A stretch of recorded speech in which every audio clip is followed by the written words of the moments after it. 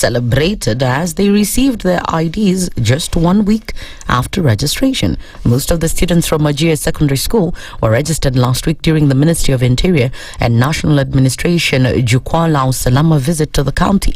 The registration exercise was carried out by the National Registration Bureau using modern live capture unit technology. The system has significantly improved the efficiency and accessibility of ID registration, particularly in remote and historically marginalized areas. 6 suspended police officers accused of illegal possession of firearms arraigned are set to know whether they'll be released on bond or not. Chief Magistrate Lucas Onyina will make a ruling on the matter today afternoon, even as the Directorate of Criminal Investigations has asked the court to detain them for 14 days over allegations of involvement in a cross-border ammunition trafficking ring. In an application filed at the Milimani Law Courts, the DCI argued that releasing the suspects would compromise ongoing investigations, risk interference with witnesses, and increase the likelihood of flight.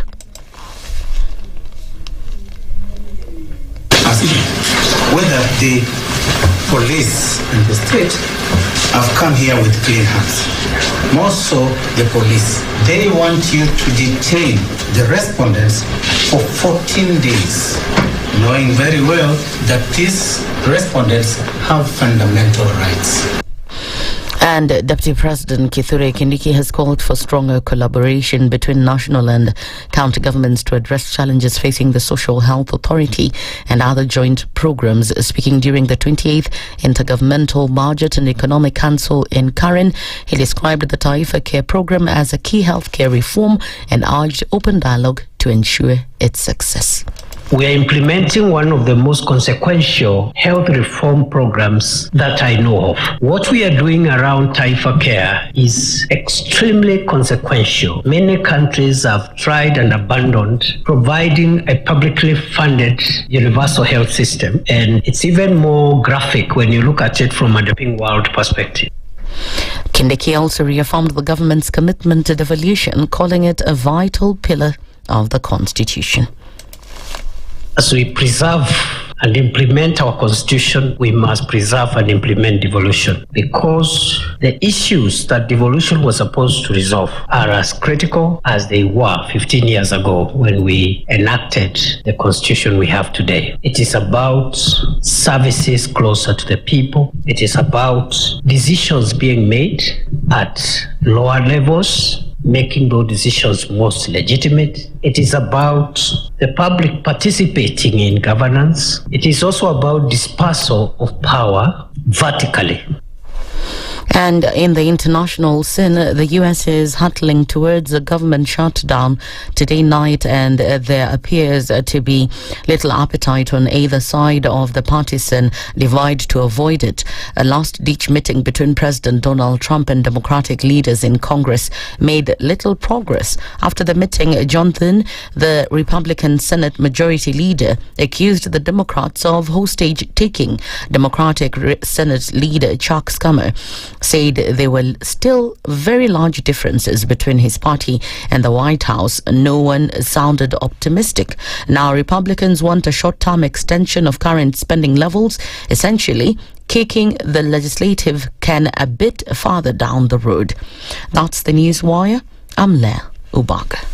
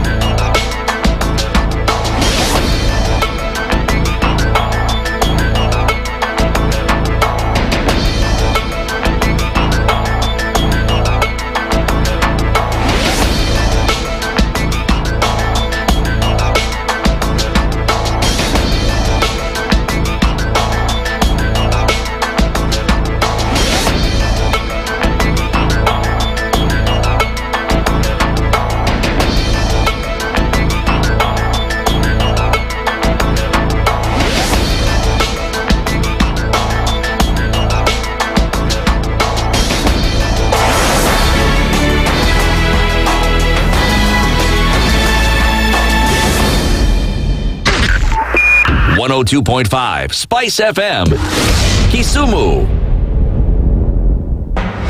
The following takes place from 6 a.m. to 10 a.m. every weekday on Spice FM. If we just gloss over issues and hope that time heals, then we might find that in generations to come, we might be back at the same situation. And the whole thing is born of stolen elections. Spice. When it comes to the decisions you make, you must be independent. There's no way you can allow one institution to dictate to you how you're going to conduct your operations, how you're going to decide cases. It's a no. When you weaken the institution to the point where they cannot take action, then you realize that politicians have to come up and now start dealing with the issues. That conversation has to die. Our politicians do not like the hard stuff. We must insist on the path of doing things right, whether popular or unpopular. Money changes hands. That is a fact. If you have political goodwill at the highest top, like in Rwanda, then corruption will be an issue of the past. If you don't have political goodwill at the top, we will pass laws, we will amend laws, we will continue passing laws and re-amending laws, and nothing will happen. This is the Situation Room, the only way to start your day. The following takes place from 6 a.m. to 10 a.m. every weekday on Spice FM. Good morning, and I love your show. Thank you. Having come from a Kikuyu radio background, I migrated to Spice because of the content. I was born in a slum, but somehow I got a break in life. So sometimes when you see the sweating coming out because of the passion and whatever it is, behind the noise, there are people, and we share the same umbilical cord. It shouldn't be like that. I am so disappointed. We used to tell Honorable Raila Amolo Odinga that he's doing police of conmanship. And even President Uhuru Kenyatta, serikali hii ndio iko na conmanship ya hali ya juu. You cannot promise people that you reduce tax, then you double. In politics, there is the issue of trust. For you to turn around and then stab the same people who gave you that trust, there is no other level of dishonesty. Imabo, utaona dunia tu. The Situation Room, Kenya's biggest conversation. The following takes place from 6 a.m. to 10 a.m. every weekday on Spice FM. In this country, 6 families and 8,000 Kenyans control 90% of the GDP. We are not a country. We are a plantation. We work for Ruto. When you're telling the judges court orders are papers or they will not obey court orders, they're sitting and you're seeking orders from them. So how are they supposed to interpret it? Isn't it an oxymoron? When you see a judiciary that seems to be under some control somewhere, you start questioning. We have very powerful governors, but they don't use their offices to serve the people. If you are not shameful to do what you are doing, why should we protect you? I'm human. Everybody's human. So when you're told, kuja tuongee, I mean, you'd be a fool to say, stagi kuongea. Conversations have to be had, you know? People in leadership should only go into leadership if they are ready and willing to change the lot of the people. The Situation Room, Kenya's biggest conversation. The following takes place from 6 a.m. to 10 a.m. every weekday on Spice FM. One of the things that are ailing our country is negative ethnicity. You find you as a state officer, instead of thinking as a Kenyan, you think like a tribal person. Let me tell you something. The biggest problem we have had in this country is a leadership deficit. There is nothing that you are going to do in the process of change if you are not a risk taker. So you really have to pursue your vision to a logical conclusion and even be ready to step on people's toes. When it comes to the economy, you can run away with it. They say statistics are like bikinis. They reveal a lot, but they conceal the vitals. And so government people would throw statistics at you and tell you they're revealing a lot of information to you, but it's really concealing the real vitals. We need to get out of that, because when we want to grow our democracy, one basic thing that really requires to be understood by the political class, by all of us, is institutions are critical. This is the Situation Room, the only way to start your day. The following takes place from 6 a.m. to 10 a.m. every weekday on Spice FM. If we just gloss over issues and hope that time heals, then we might find that in generations to come, we might be back at the same situation. And the whole thing is born of stolen elections. Spice. When it comes to the decisions you make, you must be independent. There's no way you can allow one institution to dictate to you how you're going to conduct your operations, how you're going to decide cases. It's a no.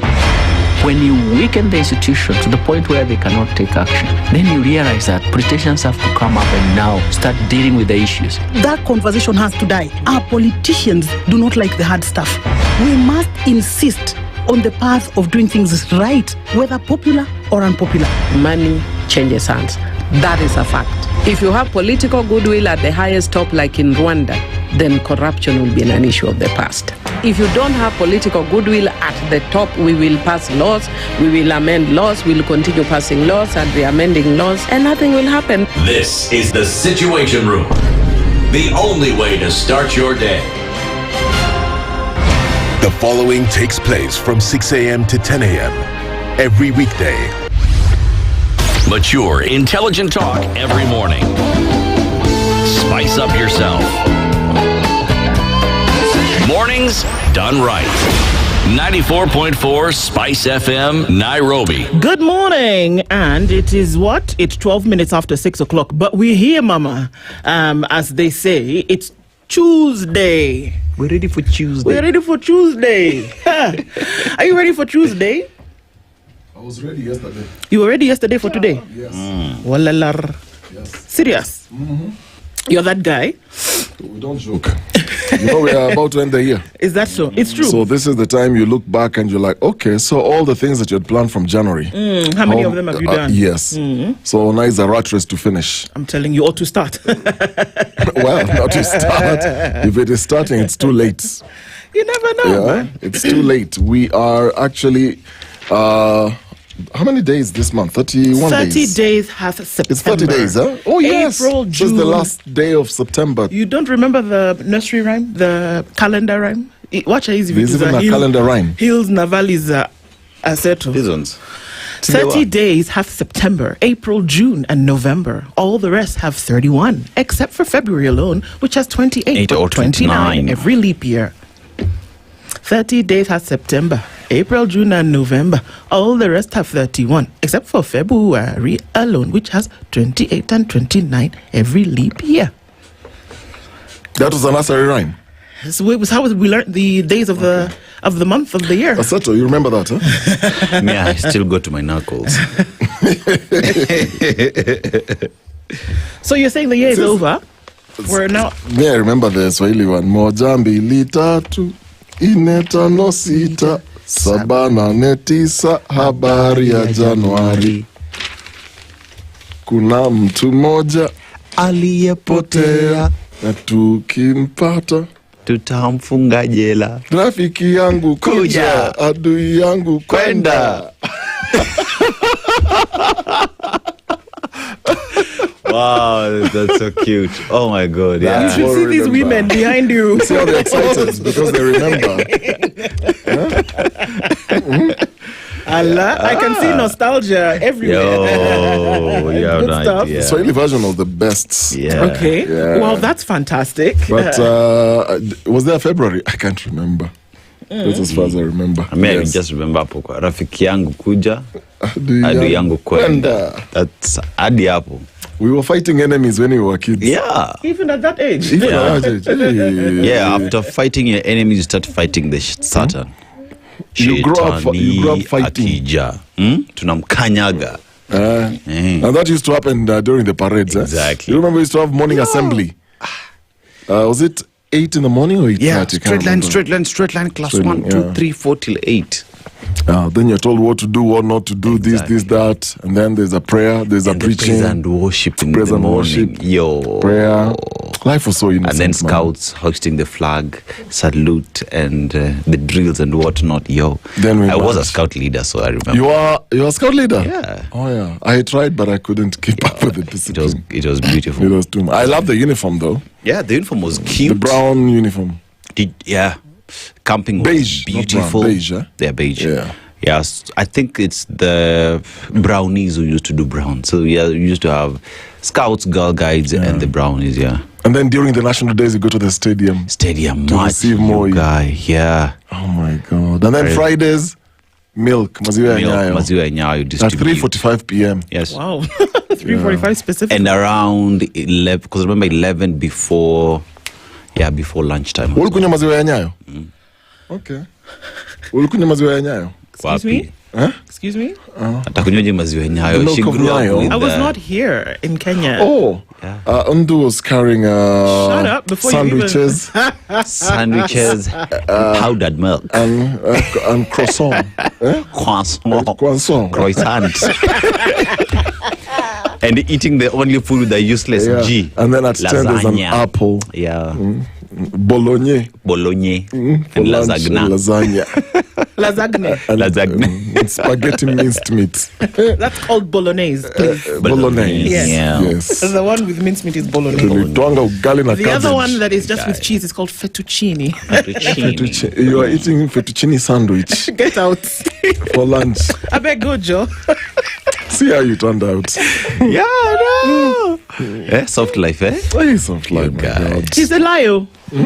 You think Group of schools. Never. You think I grew up with the soft life? Nah, don't tell us you grew up with maziwa pounded nyayo. yam. No, that's not you. I Bologna, still pounded yam now. lasagna, Even that is like, you. Look, why am I even trying to defend myself? As an adult. Before two of you. As an adult, because you missed that as a child. No, We I ate agree. it. I ate pounded yam properly. Okra soup, ogbono soup, edikaikon. As an adult, yes. No, as a child, as a no. child. No, should I call Mrs. Okoh now? You know she's watching. Okay. And I'll report. In fact, I don't even need to report all of you because she's listening. She'll deal with you all one by one. Pray for us, Mama. We love you. As she does. You know, she prays for you. All these sons of mine. Good morning, Morning. You guys are well. Obviously, you are well. We can tell. We have established all of that this morning. It's Tuesday. It's the last day of September, the first month of the embers. And like Okari says, we're getting to the end of the year very, very quickly. Yep. And before you know it, it's going to be ding dong merrily on high. Yeah. The bells are sweetly ringing. And then it'll be Happy New Year. And we're into 2026. And just like that, it's going. What are you doing with your time? I guess that's a question that we can ask ourselves this morning as we get into it. 3 months left in the year. Did you do what you said you were going to do? Have you embarked on that journey? We'll look into some of those things, of course, in the coming months.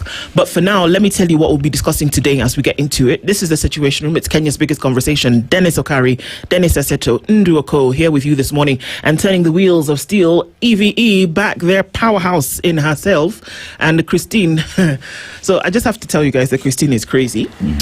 So we need to pray for her. Okay. So somehow getting you to watch the show 24 hours a day and just making sure that she puts it out all there. Even though you can't catch the show between 6 and 10, Christine makes sure that you can see it through the day and even much later. So everybody who makes this show worth our time and all the effort that we put into it, thank you. And of course our audiences as well. Our live streams are up on YouTube, Facebook and on X, and KTN, our audience also on KTN, tuned in around the country, the world, the region, and indeed the world. This is the Situation Room. It's Kenya's biggest conversation, and getting into conversations this morning, I'll tell you what we'll be discussing today as we get into it together. Now at 7 a.m. A disturbing story that we read in the papers yesterday, but one that we have been seeing for a very long time, coming after the pronouncement by government that the state of mental health issues in this country should actually be a national emergency. We've then seen that in 2 months, close to 470 people have died by suicide. That's in the months of July and August. Something's going on, and we're going to look into that today. We're going to look at the reasons why, maybe calls for help that you should hear, or look at the reasons why we have more people with a mental health burden. Dr. Nyamweya Joseph is a corporate psychiatrist with the Chiromo Hospital Group. Mushiri Karanja is a journalist and mental health advocate. They both join us for this conversation at 7. We're going to look into it, guys. It's going to be sticky. It's going to be a bit messy. It's going to be uncomfortable. But we're going to talk about it because we need to. It's possible that a cry for help could be heard by somebody today. And we're going to continue then, unfortunately, with the situation around trapped in debt, Helb defaulters blacklisted from a number of things. Jeffrey Monari is the CEO of Helb. He's going to join us at 8 o'clock for that discussion. Schools opened. Academic staff went on strike. But even with the strike, there are many then who've not been able to access help. But beyond that, those who have finished the university with the Helb loan, and have not been able to pay for many reasons, then are being locked out of other services. Let's talk about that with Monari at 8 o'clock, and then we're going to close things out at 9. The Deputy Governor of Meru County is Linda Kiome. Rising teen pregnancies and falling education dreams. The number of young girls who are pregnant in this country at the moment is staggering. We saw huge numbers after COVID, but now we're looking at specifically 2 counties, Meru and Isiolo. There's something going on here. We're going to have that conversation at 9. So that's what it looks like today. We're going to look at suicide, then we're going to come in and look at Helb, and then we're going to look at teen pregnancies and what is snuffing out dreams. That's what we have in store today. Join us for these conversations, and let's engage as we do necessary that we talk. All right, you took us to the island of Comoros. Comoros, yes. And when we talk about the island of Comoros, let's look at the economy. Yeah, so the many industries in this country include agriculture, which is agriculture, fishing, tourism, and remittances. The economy depends mostly with the citizens who are out of the country send money back home, and the cash crops, vanilla and the yin and lang, are used in perfumes and clothes. Now, poverty, it is one of the most poorest countries in the world. And yeah, it is the Comoros, and they depend on family members who are abroad for the country's economy to grow. And we talk about their culture. They are influenced by Swahili, Arabic, and Malagasy traditions. And their clothing, traditional dress included the kazoo for men and the shira for women. But let's go to the proverb today. A man without culture is like a zebra without stripes. A man without a what? A man without culture is like a zebra without stripes. Zebra. Zebra without stripes would be a horse. A zebra without stripes would be a donkey. Or or that other animal. Yeah. Okay. Yeah, I guess there's something that carries you through, and culture is not necessarily where you're from, although we relate it quite some. The food you eat, the mannerisms that you have, the dress that you wear, that makes up your culture. I mean, mine is extremely vibrant, and when you think about it, if it is stripped from you, then there's something about you that has been taken away. Yeah. Because when we look at the zebra, we know that it's a zebra because of its stripes. We know who you are because of your culture. And if that's removed from you, then you cease to be, to an extent, who you are. It's interesting because I think about colonialism, and that's one thing that they tried to do. Essentially strip you of who you are so that you would be subservient to the master. And that thing which makes up who you are should be protected, I guess. Yeah, that's how I look at it. Protect it. Because if it's stripped from you, you become less of who you are. Yes. And somebody or something has power over you. That's what I think. Okari? So I'm just thinking a zebra without stripes. So zebra will belong to the family of horses, donkeys, so it will not look any different from the other 2 animals. So what makes it unique then is the stripes. So for me, a man who doesn't... without culture. Without culture. I mean, culture for me represents a lot of things. It represents belonging, a sense of belonging. There is also a sense of identity. So... then a man without an identity, a man without any sense of belonging or anything that makes you unique and distinct, then if you don't have any of those things, then you generally don't have value. You don't have a home, you know? It's like how they build houses. I'm just thinking of, there's too many examples that are coming through my mind. If you're building a house, you may not see the foundation. You see the beauty of the walls, the roofing, the windows, the gazebos, everything around it. But what tests then the safety of that house is when there's a storm. And when the foundations are shaken, that's when you're able to tell how deep the foundation of a house is. So a house without a foundation is like that zebra without a stripe. So you must have a foundation, you must have an identity, and you must have a home or a base. Yeah.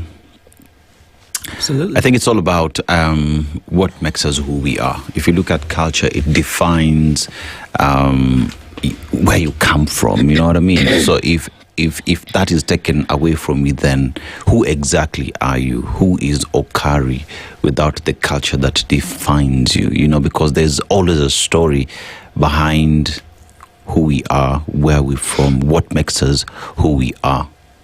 You know, so that is taken away from you. Where uko tu? Kulizo kwaje? God mate, na survive.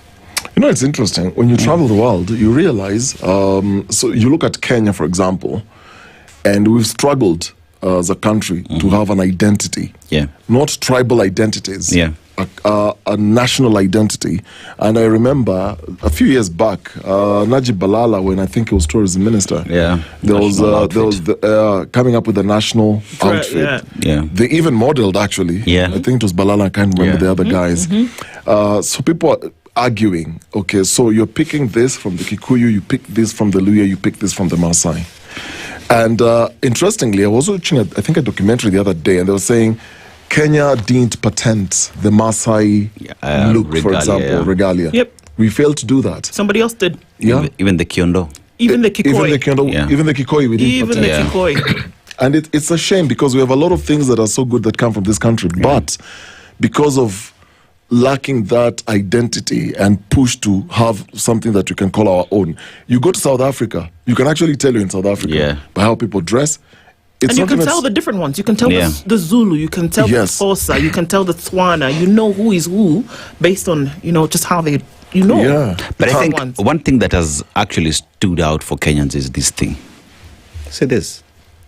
Well, these has stood out because I remember when I went for my exams, just on the streets, you see these, you just niaje and conversation start. You don't need to introduce yourself. This already does that. Because I remember even a time when I'd gone to Brussels, the EU, I wanted to talk to Bitang Ndemo and the principal secretary for Foreign Affairs. And I couldn't get to them. But the moment I just raised my hand and I just pointed these, we had communicated easily. You know, so maybe this is what defines us. That is something. Yeah. That's true. There's always identifiers. Yeah. And I'm just going to go back to colonialism. That really what colonialism tried to do. So there was complete colonialism where it was assimilation to the point whereby dress and food and ways of thinking were affected to the core. And you look at it, especially in some parts of East Africa and Central Africa, and then some parts of the North. But to see that a culture will still push through and be resilient, there's something to be said for it. True. And I think we should try as much as possible to preserve it. And Tanzania has done a good job at it. Extremely so. They've decided, you know what, we'll stick to Swahili. Everything from government documents, everything is in Swahili. Yep. It's not because they're not smart enough to speak English, but they've just decided, you know what, Swahili is our national language. We love it. Yeah. And we want to keep it. Everything else comes second. But Kenya kuna kizungu ya UK, kuna kizungu ya America, ya Hollywood, kuna kizungu ya Niger, kuna kizungu ya India. Wow. Kizungu ya India. Wow. All right. Yeah. Well, it's continuing those conversations. Essentially, that's what we're doing.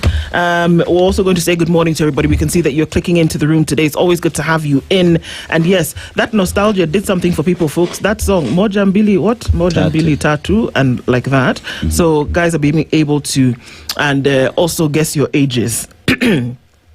So that's something to remember. What are we hiding? No, I'm just saying that, you know, people now understand that you're not 22 forever.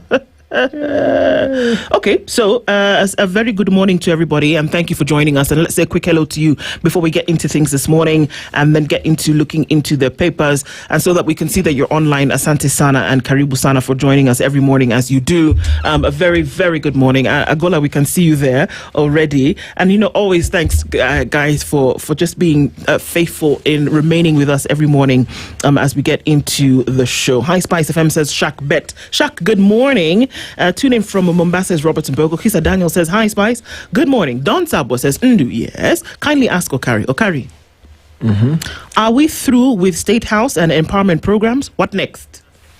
No, they're going to increase. Okay. Yeah. All right. So not yet. So we just paused because we went for unga. Okay. Yeah. Literally went for unga. Yeah. So vile kumerudiwa unga itaendelea kupeanwa. Exactly. Toka kwa unga tunapeana unga. All right. Well done. Rogers Nyange says good morning. Tuned in from Voi. We see you, Don Sapwa. Ibra Sancho says good morning. Good morning, everybody. Tuning from Sao Paulo in Brazil. Fred Okumu, good morning. Don't be a parrot in life. I like parrots. I was going to say something, but I know Okari will roast me properly, so let me shut up. Be an eagle. A parrot talks way too much and can't fly high, but an eagle is silent and he has power to touch the sky. Peter Kiari. So let me just say we had a pet parrot. Desmond Otis says happy end month. Shh, Akinyi and plus indeed you and the other listeners. No, you can't just move fast like that. You're the parrot for a pet. What's the name? It didn't have a name. It had a name. I can't. But it was. Could it talk? Yes, it did talk. It did, and then it died of old age. It was really sad. Oh, it died of old age. Did you bury it? Shut up. You did a funeral. Lewis Hamilton lost his dog. Yeah, his dog was in a coma. And social media was awash. God. He asked people to pray for his dog. Yeah, and people actually did pray for his dog. A dog is a man's best friend, and it's... So you also prayed for your parrot. I said, do you have a pet? Agola says, good morning, good people. My prince says, good morning, everybody. It's end month. Umelipwa. Mato says, good morning. Been a while, Spice. My channel, my choice. Hey, good morning, Mato. Karibu Sana. Tuned in on time from Kansas. Greatest show ever. Thank you so much. It's always good to have you guys in the room. Leo says, hello, Princess Ndu and Dennis and Aseto. Will Germany continue living as a Holocaust captive, or will it join the rest of Europe in recognizing the great state of Palestine? What a question. Josh Willie says, good morning. Show iko juu tena sana. Jose Mahinda says, good morning, everybody. Good morning, my people at Spice. New day, new expectations. All the best, says Simon Kibiru. Antonina Keheka says, yesterday was my favorite sibling's birthday. You have a favorite sibling? Today is my nephew's birthday. Also, voters registration is on. Indeed, it is. Voter registration has begun. Guys, do the thing. Jeffrey Nicholas, well, happy birthday to your people. Good morning, Spice, Ndu and the Dennises. Good morning to you. I'm very ready for Tuesday. Very ready for Tuesday, says Rogers Lie. Eric Awar says, good morning, guys. Agola says, that song brings good memories. We'll ask you to sing again tomorrow. Engineer Fighter Karaoke says, good morning. Me, Nintendo, and Aseto's way of remembering the months. Knuckle method. Hata mpaka saa hii hatujaelewa your method, but it's okay. Mwenda Pole, good morning. Banange. Mwenda, where have you been? You must answer right now in the comments where you have been. We're not taking this lightly at all. Mato says, Ndu, say hi to us. I've said hi to you guys and everybody in the studio. Good morning. Mato anawasalimia kabisa, and they have answered. Sindio? Answer Mato. Thank you very much. Ati moja mbili tatu, imagine. Ibra Sancho says, good morning, the millennium generation. Mwangi says, good morning, pleasant morning here in Saudi Arabia. I'm very ready for today with you guys. Asante Sana. Duke, good morning, fellow patriots. Good to preach the Maraga and Omtata gospel. Okay. Christina A, we see you. Good morning. Iregi Wajohi says, good morning, ready for the daily dose, watching from Mombasa. Paulo Chieng says, Ndu, I need to know more about fettuccine. It's just a kind of pasta, no biggie. Nyakundi Emmanuel says, good morning, Team Spice. Listening from Seattle, Shem Odara. They're those Senegalese people who now came and moved to Kenya. who now live in Washington. Langat says, good morning, Patriots. Increased mental health in Kenya with suicide has been caused by Okeke. Kasongo. Okeke's part 2 is coming tomorrow. I said today, but now we are out of time. Okay. Owen Amolu says, good morning, tuned in. Yes, 102.5 is an issue being worked on, man.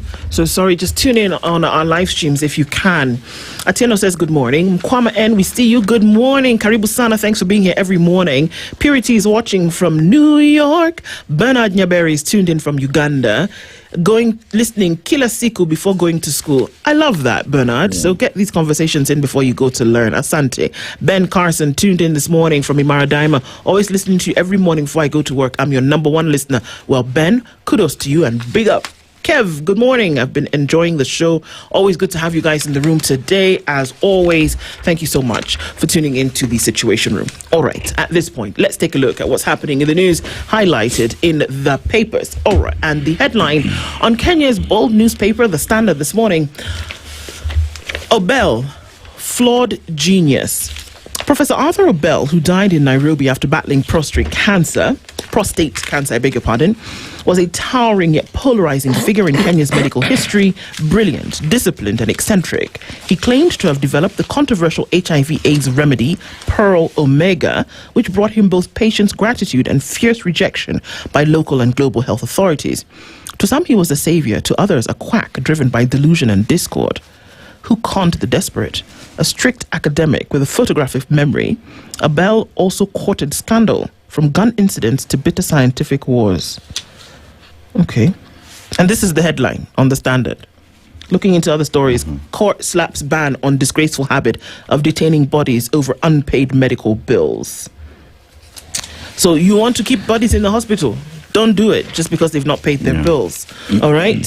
Friends no more. The power and property wars dividing the Quaker Church. I'm telling you, if there's a political outfit in the world, it's the church. The church, yeah. Highly so. So friends, you've heard about Friends. There's even there are a number of Friends schools. There are Friends churches. These are the Quakers, right?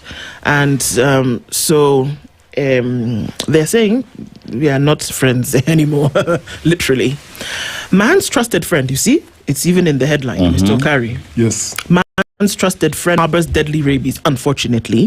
The cases of rabies are rising. And you know that saying, if you're bitten by a dog, essentially that's infected, the chances of you getting and or dying from rabies, very, very high. Yes.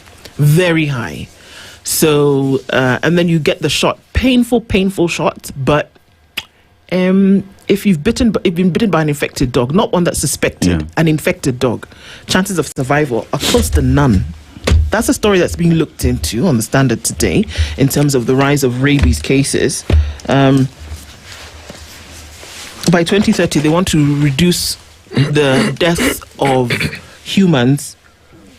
Rabies. Okay, so it's an ambitious target to meet, and the ambitious target to eliminate human death from dog-transmitted rabies, a target known as 0 by 30. Family trip to visit sick relative turns into a nightmare on the road. That accident that happened that we saw was heart-wrenching and very, very difficult to watch. University students threatened to go on strike. Can you strike not going to school? But okay, that's what they do. And we're looking into that story as well in just a while. So this story that is on the front page of The Standard is now carried in a special report on page 6 and 7. The medicine man who courted controversy and shame, Arthur Obel. I remember him driving in the city, that famous story. And there was a matatu driver who blocked him. And he took out his gun and shot the guy. Remember that story? Yeah. He actually did. High Court bans detention of bodies over medical bills. And that's what we're seeing. 6 officers in court for supplying state guns to bandits in North Rift. And that story is, making its way through the courts of justice. Let's see what happens. Court revokes Conservancy's license and 76,600 acre land title. Where? Hey. The people who own this thing, they came and they never left. Those are some of the stories we're looking at. And that's what it looks like in the Standard. Over to you, Mr. Aseto. Yeah, so let's go to the Daily Nation and their shattered lives. It's that story of that horrific accident where Susan Njeri wishes it were just a nightmare, but it isn't. Her elderly parents, her son, the driver of the ill-fated Matatu, and 4 sisters are gone. They were among 16 relatives who left their Muranga village on Sunday for Lanet to visit an ailing kin. They never made to their destination. It's so sad that even the preparations on the other side, food had been prepared, and that by yesterday had not been touched. You know, people just couldn't. They can't move on. It's sad. Yeah, very. You know, then we have Kenya-US trade tariff to triple on US trade tariff to triple on AGOA expiry. Job losses loom. Now, Kenya's average weighted trade tariff with the US will nearly triple to 28% on expiry of the Preferential Africa Growth and Opportunity Act, AGOA, according to the UN. Now, on matters health, MP say SHA is misleading on premium benefits. Lawmakers accuse the state of promising enhanced medical cover than what the Social Health Authority is delivering. The situation has seen many patients asked to pay extra money to cover for the deficit. SHA troubles still continuing. Now, school unrest, crackdown on school unrest as students implicated in riots will sit their national exams at designated centers outside their schools as authorities grapple with a wave of unrest. Education Cabinet Secretary Julius Ogamba has directed school managers to enforce strict disciplinary measures, including expulsion. Now, that story, Dunga Beach fish kill deals farmers and 9.6 million shillings blow amid pollution fears. So farmers who've been having fish cage farming but suffering losses after fish died in the lake. As we further move forward, low voter turnout as voter registration resumes. Yesterday, IEBC started the voter registration exercise, and it was concerning that the voter registration, the turnout was low as the day continues, but optimistic that the numbers would peak. Now, Governor's e-procurement system crippling services. Yesterday, the Deputy President, Kithure Kindiki, met with governors under IBEC trying to deal with the problems within the county governments, and the county governors demanding that over 32 billion shillings be paid to them for September that has not been remitted by the national government. Okari. Okay, let's look at Business Daily. Families snap up 434 billion bonds amid record flows. So wealthy families have stockpiled 434.5 billion in government bonds, taking advantage of the Central Bank of Kenya digital platform that allowed retail investors to shift their savings to the attractive risk-free securities from the comfort of their homes and the comfort of their offices. So latest disclosures by CBK are showing that household investments in government papers have surged in the past 3 years, coinciding with a period of high interest rates amid volatile returns from other asset classes such as equities and property. So iko pesa nakopeshwa serikali. Then more than 65,000, this is a very unfortunate story, more than 65,000 jobs at Kenya's low-cost export processing zones, EPZs, are at stake if the US fails to renew a deal allowing duty-free access for African goods, which expires at midnight tonight, exposing exporters to high tariffs. So 65,000 jobs at stake because AGOA Pact expires today. We look at the inside pages. World Bank flags congestion woes at Mombasa ports. So Mombasa Port is falling behind its sub-Saharan African peers in operational efficiency, according to a latest report from World Bank. Then KRA targets over 300 billion from informal sector. So KRA is targeting to raise more than 300 billion from about 11 million personal identification number PIN holders in the informal sector in the current financial year. And then we look at from education, candidates for the Kenya Certificate of Secondary Education KCSE examinations who will be involved in serious indiscipline cases this year will be forced to sit for their papers outside the school compound. Education Cabinet Secretary Julius Ogamba has issued the warning in the wake of a wave of unrest that has seen a number of secondary schools closed and property worth millions of shillings destroyed. The disciplinary measures against students involved in school unrest will apply not only to examination candidates but also to those in Form 2 and Form 3s who will be required to learn from home if they are found guilty. That will be the punishment. Yes. Then we go to OpenAI, talking about suicide. So OpenAI is rolling out parental controls for ChatGPT on the web and mobile on this week. Actually, they did, and this is because there was a lawsuit by parents of a teen who died by suicide after the artificial intelligence starter chatbot allegedly coached him on methods of self-harm. Yes. So, under the new measures, parents will be able to reduce exposure to sensitive content. So this teenager went to ChatGPT, typed how to take his own life. And ChatGPT, wakachat nayo, ikampatia everything that he needed to know. Then the teenager died by suicide. Anything you need to know can be found on ChatGPT. Anything you need to know. Very, very, very true. And then the estranged wife of William Oguda Osewe, the proprietor of Ranalo Foods, wants the High Court to restrain her former husband from selling the assets of the company and reinstate her into the management of the restaurant. Ms. Stella Mudeu, a 50-50 co-owner of the business trading as Kosewe, wants him restrained from disposing of company assets or altering shareholder details at the registrar of companies. There's some of the stories in today's dailies. Okay. Down here.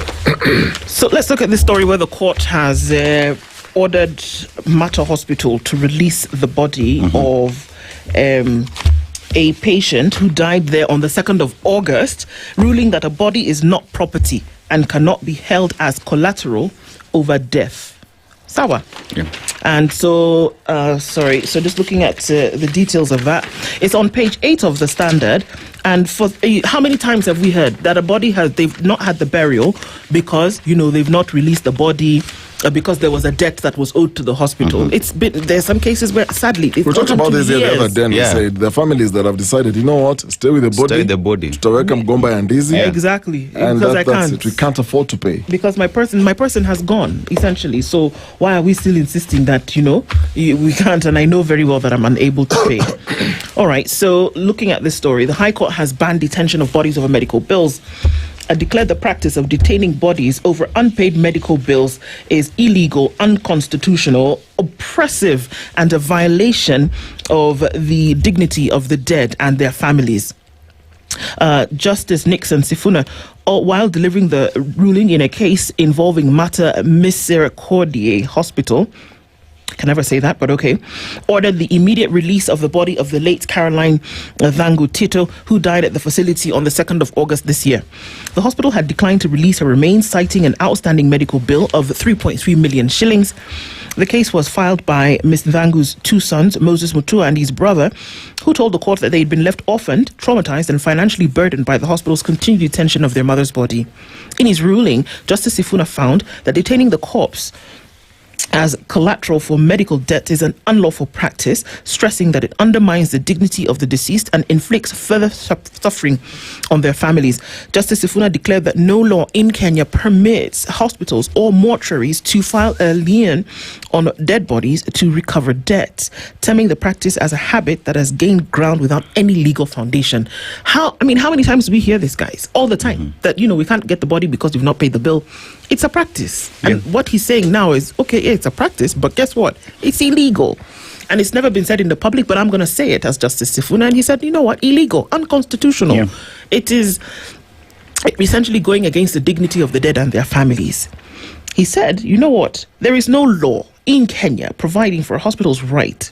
So calling the detention of corpses oppressive, unconscionable, and repugnant to justice and morality, he emphasized that a deceased person's body is not property and cannot be used as collateral for debt. The judge further observed that detaining corpses to compel debt payment traumatizes families, disrespects the dead, and often amounts to blackmail. So if you are wondering if he was frowning on this practice, absolutely, and says, this kind of thing has got to stop. Of course, hospitals and places who've done this before will say now that is just an avenue for abuse. That if somebody then passes on, that they're almost sure now that folks are going to refuse to pay because they know that they cannot be held by the court. But still, Justice Sifuna is clear, saying you cannot use this body as collateral to compel people to pay. Figure out something else, but let them go bury their dead. Figure out a payment plan. Do whatever you need to do. Bond them to court, but don't do this. Yeah. In South Africa, you can't. In South Africa, they don't. Hospitals cannot detain bodies for unpaid bills because all this does it adds to the emotional stress. Yep. Because a family is grieving. You're detaining the body. They're in financial strain, and emotionally, they get so affected by this ongoing back and forth. So what then happens is medical deaths in a lot of these countries that then don't have that rule to detain bodies, where hospitals, detain bodies, not anything really a rule. They treat this as civil liabilities against either the estate of the deceased. Yeah. At least have something that then will bind for the payment rather than detaining a body. And I agree with that ruling. I totally agree. It's wrong. The saddest part with this story is the two boys, college students, have been left orphans. The mom passed on. The bill is 3.3 million. But the boys have even told the hospital, let's come to an agreement. Let's see how we can come up with a plan on how we will pay this. But the hospital said, nope. You have to pay these in full before we release the body. 3.3 million. 3.3 million. So Mutua says they were willing to enter into a reasonable repayment arrangement with the hospital, but its management refused to cooperate, insisting the bill be settled in full. He added that the continued detention of the body had worsened their financial hardship due to accumulating mortuary charges. So apart from just the hospital bill for the treatment that the mother was going through, there is also accumulating fees for mortuary. Why can't we have a law, actually? A law that will then force a hospital to pay heavy fines or even jail time just for this. The dignity for the dead.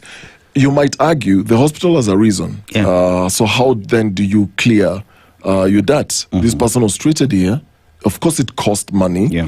And then mortuary fees. Of course, again, it costs money. So there is an argument there, but it's also because we don't have a very, I don't know whether it's there, but in my opinion, we don't have a clear law that then defines, in the event you fail to pay, then what happens to you? In the event you're not able to raise money, though the person has died, then what do you do? So hospitals are also in a catch-22 situation. So I don't think there's any hospital that actually willingly wants to keep a dead body. Because their business is not to keep bodies. They're not in that. And I don't think they make a lot of money from the mortuary fees. So the idea is to, as other people are coming, let them also have the hospital services. But in a country like Philippines, I was just reading, they have the anti-hospital deposit law. So for them, from 2017, they decided, you know what, let's have a law about this thing because it was becoming unbearable.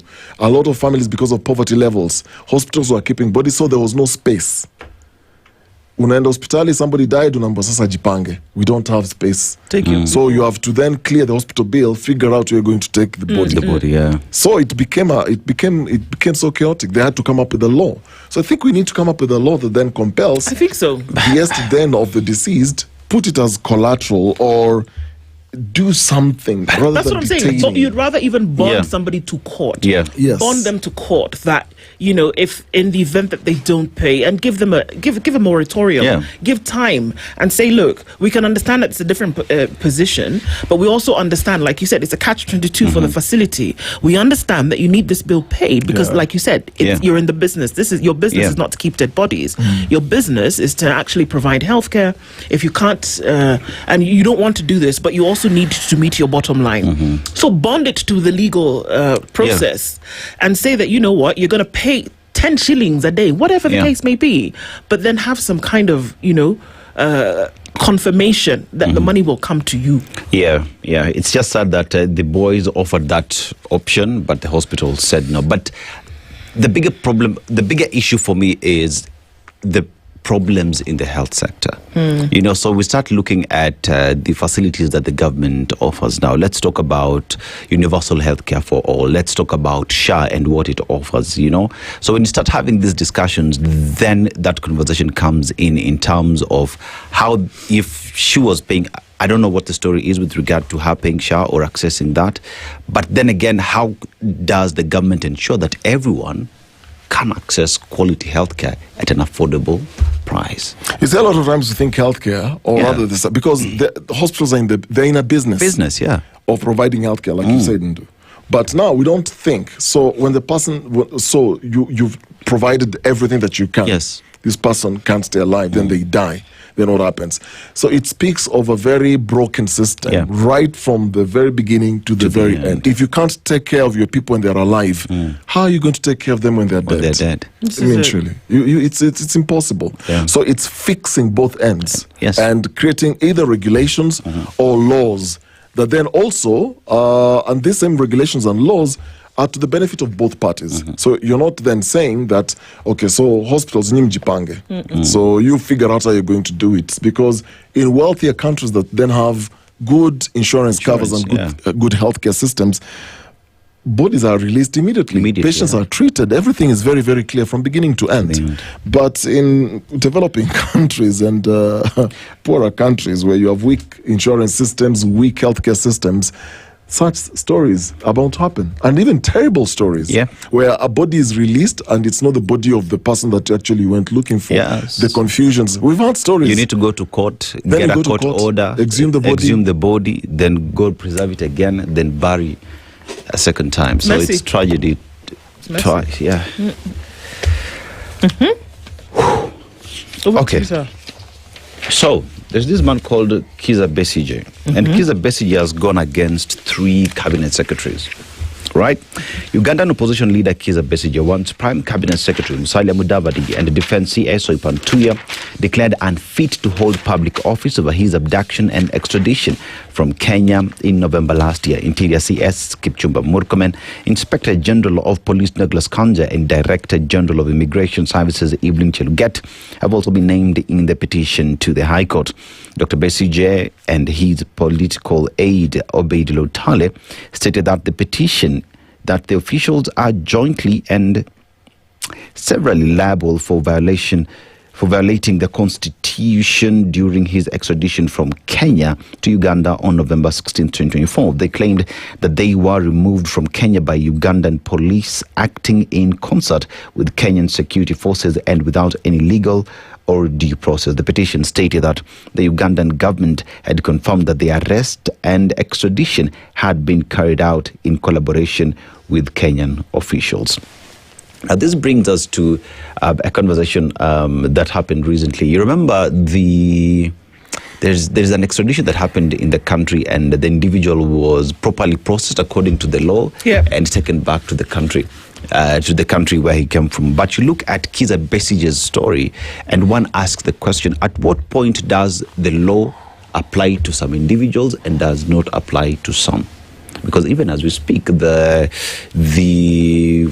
the UK army man who's supposed to be extradited to Kenya, the process has completed in Kenya. All we wait is the process to be completed in UK if they will for him to come to the country. And you see, these are processes that are in the country. It is the law. But when it comes to some people, it does not apply. So how then do we respect constitutionalism and the rule of law for governance to take place, is the question. You know, this Besigye petition is not just about his abduction, because we've had several cases. Remember those Turkish citizens? Yes. And we've had quite a number of also these incidents. Also the Tanzanian journalist. Yes, exactly. I mean, it raises some very, very deep questions. It's about the rule of law. It's about sovereignty. Kenya positions itself as a democracy hub. But when you then find yourself sidestepping a lot of these processes, it speaks of silencing dissenters. It's very, very clear. And it's a very gray area where we don't know where this will end up, because once you start going this dangerous path, where especially have ministers, now in this case, Besige's mentioned these ministers, and you have state organs that are then collaborating in cross-border cross-border renditions, then it's setting a very, very dangerous precedent where the other countries will do the same thing, but on paper you're a democracy, like you're saying. Where is our constitutionalism? The rule of law. It's suspended in this case. Yeah, you remember even that Kenyan who killed, I think, the wife in US came hid in Kenya, and you remember the process that went into before he was actually extradited, because it was an entire court process.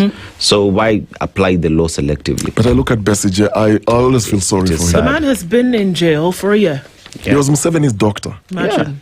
He served this man as his doctor, and all his life.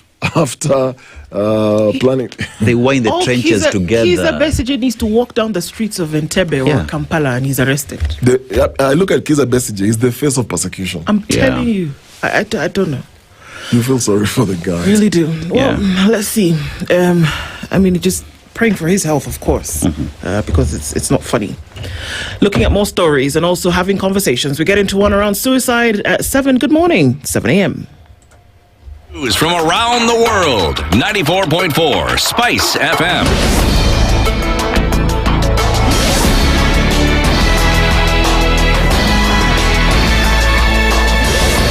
Good morning, this is the News Wire. I'm La Obagas. The IBC nationwide voter registration drive enters day 2 and is aiming to register 6.3 million new voters ahead of the next election. A number of hitches were experienced on day 1. Low voter turnout and technical hitches characterized the first day, even as the Commission said it will require more resources for the rollout to be successful. Speaking during the launch in Kajiado County, the IBC chairperson Erastus Ethekon introduced iris recognition technology for the first time, promising improved data accuracy. Our BVR, what we call biometric voter registration kits, are configured to take into account all those identifiers which are unique to an individual. And that's why we do the fingerprints, but also the facial features to allow us to authenticate that indeed, besides what is in the ID, the person who has been registered as a voter is the right person. Na sisi pia kwa upande ya registration ya voters, we are guided also by the Data Protection Act and of course the laws governing privacy. Well, a mass fish kill at Dunga Beach in Kisumu has left thousands of tilapia dead, dealing a 9.6 million shillings blow to cage farmers and reviving fears of a pollution in Lake Victoria. Dunga Beach Management Unit Chair Nicholas Oyete said 12 out of 150 cages were affected when the die-off began on Sunday. Each cage, he noted, costs about 400,000 Kenya shillings to stock and can yield double that at harvest. While Oyete attributed the deaths to oxygen depletion, conservationists pointed to pollution. And moving on is that Wiper leader Kalonzo Musyoka has urged young people to come out in large numbers to register as voters ahead of the upcoming general elections. Speaking during a meeting of university student leaders at the Wiper headquarters in Nairobi, Kalonzo called on youth to register as voters, saying it is the only way to have a voice in deciding the future of this nation. We are transforming the political leadership of this country forever. And it started with the Gen Z. And as I say, those young people are still angry. And here they are tribalists. All of you here are from every community in the country, correct? Yes. So we must maintain it that way. This is why we're giving you the patriotic front. Babu, kama hawataki yale ambayo nazungumza kule. You know you are technically in Azimio. Meanwhile, Embakasi Tempe Babu Owino has supported Kalonzo's bid to run for president in the 2027 race. When Trump was serving his first term, they didn't go to vote in Biden. They went to vote out Trump. In 2020, in 2002 in Kenya, people went to vote out Moi. They did not go to vote in Kibaki. In 2027, Kalonzo ametosha datosha. Kama alikuwa Azimio, Kalonzo alikuwa mzuri. Saizi kama Kalonzo ako opposition, sasa Kalonzo ni mbaya. Kalonzo amekosa nini so far? Amekosa nini so far? Ati tukisema pia Kalonzo tosha, ati babu ni mbaya. Mbaya what? Comrades, will you accept this? Huyu Stephen Kalonzo Musyoka tulienda na yeye. While the Speaker of Kitui County Assembly, Calvin Kinango, has resigned from his position as a member of the Wiper Executive Council, in a letter to the Wiper leadership, Kinango said he took the decision because the position had been hindering his work as a Speaker. In addition, the Speaker, who has faced an attempt to be removed from the leadership, says the Wiper party does not want him to be seen collaborating with leaders of other parties, despite the law requiring him to serve all ward representatives equally. And in the international scene, Madagascar's president has said he'll dissolve his government following days of youth-led protests over long-standing water and power cuts. The so-called Gen Z protests have seen thousands of predominantly young demonstrators take to the streets in cities across Madagascar since Thursday under the rallying cry, "We want to leave, not survive." The UN's human rights chief condemned the unnecessary force used by security forces to quell the unrest, saying that at least 22 people have been killed and 100 others injured. Madagascar's foreign ministry has rejected the UN's figures, alleging the data is based on rumors or misinformation. That's the news wire. I'm Leo Baga, and remember to continue enjoying the EPL matches across our radio stations, Berur, Radio Maisha, and right here on SpiceFM.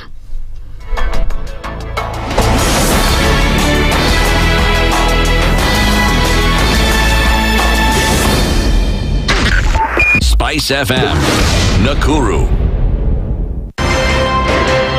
One of the things that are ailing our country is negative ethnicity. You find you as a state officer, instead of thinking as a Kenyan, you think like a tribal person. Let me tell you something. The biggest problem we have had in this country is a leadership deficit.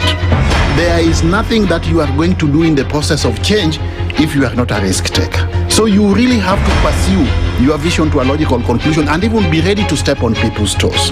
When it comes to the economy, you can run away with it. They say statistics are like bikinis. They reveal a lot, but they conceal the vitals.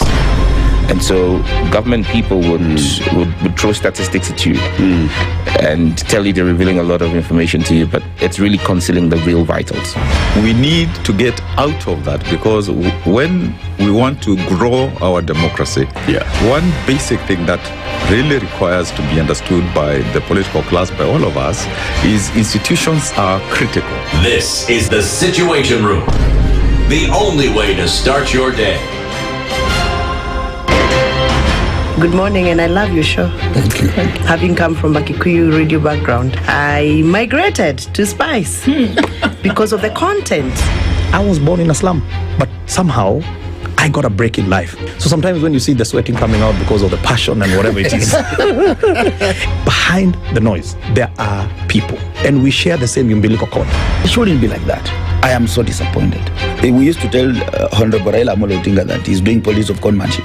And even President Uhuru Kenyatta, serikali hii ndio iko na conmanship ya hali ya juu. You cannot promise people that you reduce tax, then you double. In politics, there is the issue of trust. For you to turn around and then stab the same people who gave you that trust, there is no other level of dishonesty. Imabo, utaona dunia tu. The Situation Room, Kenya's biggest conversation. If we just gloss over issues and hope that time heals, then we might find that in generations to come, we might be back at the same situation. And the whole thing is born of stolen elections. Spice. When it comes to the decisions you make, you must be independent. There's no way you can allow one institution to dictate to you how you're going to conduct your operations, how you're going to decide cases. It's a no.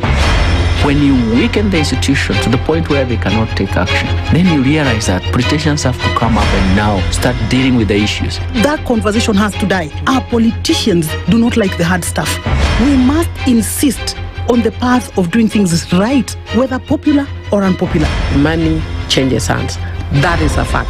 If you have political goodwill at the highest top, like in Rwanda, then corruption will be an issue of the past. If you don't have political goodwill at the top, we will pass laws, we will amend laws, we will continue passing laws and re-amending laws, and nothing will happen. This is the Situation Room, the only way to start your day.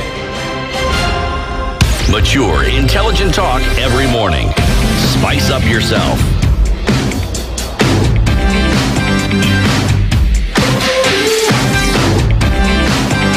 Mornings done right. 94.4 Spice FM, Nairobi. We're coming in at 9 minutes after 7 o'clock this morning, and we continue with these conversations even as we have them 10 minutes after 7. And it's the 30th of September, last day of the month. But Kenya's biggest conversation, the Situation Room, goes on no matter what. And even as we get into one this morning, it's not the funnest of stuff, but it's a reality of our world today. And so we're going to talk about it and see ways in which we can deal with this issue that seems to be taking literally Kenya by storm. All right? We're going to get into conversation around suicide. What's causing it? And why do we see such high numbers? And we'll tell you what some of those high numbers are in just a little bit, after I let you know that Dennis wants to tell us something about something. Well, a lot of people are leaving their houses right now, 7, or if for those early birds who left early like ourselves, and in the evening you'll be going back home. Mm-hmm. But you know, home is more than just a place where you go to relax. Mm-hmm. It's more than a place where you go to just chill and then sleep at some point or eat food. The house actually has turned into an innovation hub. Mm-hmm. So when we talk about Safaricom Home Fiber and where we connect this to, the family at home, you're talking about a super fast link to the world. You are exposed to everything and everything around the world. So this is you at home imagining taking care of your child and building your child up into a space where they can engage with virtual realities and robots and chatbots. Early this morning, we're talking about ChatGPT. Mm-hmm. Kids are engaging with all these things, artificial intelligence and all that. Kids are learning coding. Sisi, computer ulishika when you're how old? Primary. Let me not even ask Ndu. Yeah. Ndu, I think, started... when did you touch a computer? Excuse me? In the group of schools. Some of us touched a computer when we started working. Wow. Yeah, this is many, many years ago. The first time you're touching Did you do computer packages? Yes, I did. After high school? After high school. But I really didn't need it because we started computers in primary. So by the time after high school, it was just a formality. But well, that's a totally different reality today. Kids don't even need to do computer packages. Nope. Right in your house, you can actually expose your child to all these tools with the tutor thousands of miles away. It's more than just streaming movies. It's more than just entertainment at home. It's about fueling curiosity, sparking creativity, and turning every day into an opportunity to learn something incredible, not just for yourself, but also for your kids. Yeah. So this is where Safaricom Home Fiber comes in. Now, let me tell you how you're going to connect this. Today, if you go to get this is for new customers only. Mm-hmm. Today, if you're going to get that router, first of all, the installation is free. Then you get 25% on all packages. This is just for today. Yeah. But beyond that, if you already have one and you're wondering then it's end month, how do you pay for it? With all your savings and everything, with your bonga points, all you need to do is just dial *126# or visit my Safaricom app to redeem. Now, if you're not connected, this is for the new customers who are going to buy this thing today and enjoy all these goodies. All you need to do is dial *400# or visit again my Safaricom app and get connected today. Fantastic stuff. And that's what we're looking into, and you'll give us more information about that as we go along. All right, let's look into a conversation. And joining us in the studio this morning, two guests. Dr. Nyamweya Joseph is a corporate psychiatrist at the Chirombo Hospital Group. Good morning. Good morning, thank you. Karibu sana. Asante. Thank you for being here this morning. Moshiri Karanja is a journalist and mental health advocate, also joining us in the room this morning. Good morning. Good morning. Karibu sana. Thank you both for being here. We're looking into issues around suicide. Before we get into it, because it's going to be a bit thick, Dennis is going to welcome you today's proverb. We'd love to get your interpretation of it, and he'll tell you where it's from as well. So just in case you're wondering, Dennis goes to a different African country every week. He lands there and we come back with a little bit of information from those countries, and Africa specific, and then he shares a proverb, and we love to get your interpretation of it. Yeah, so the country we're in today is Comoros, a country that is known for its vanilla. There's also a lot of fishing because it's an island country, and it is bordering Madagascar and Mozambique and the Indian Ocean. But let's go to the proverb today. A man without culture is like a zebra without stripes. A man without culture is like a zebra without stripes. How would you interpret that, Mushiri? Well, basically means without culture, you cannot be defined. Because, sure, the zebra is an animal. A zebra has black stripes and white, or white stripes and black. So in case if you don't have any culture, then you cannot be defined.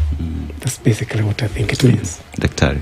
Yeah, I think culture is part of your identity, and you don't have to prescribe to a specific culture. It could be maybe you are from the Nairobian culture, for example. So if you have no identity, you are stripeless. Yeah. Okay. But are they usually white stripes or black stripes? That's a good question. Is a zebra a white animal with black stripes, or is it a black animal with white stripes? Okay, let's not confuse Mr. Okari this morning, because clearly he's a deer stuck in the headlights. It's a black animal with white stripes. Is it? Yeah. Why not a white animal? So if you shave a zebra, would the skin be black? I think so. Or if you shave the white strips, do you mean underneath is black? No, it will be red. Okay. Oh, God. It's like trying to explain how a black cow with green grass produces yellow butter and white milk. No, it's not. Yes, it is. That's so complicated.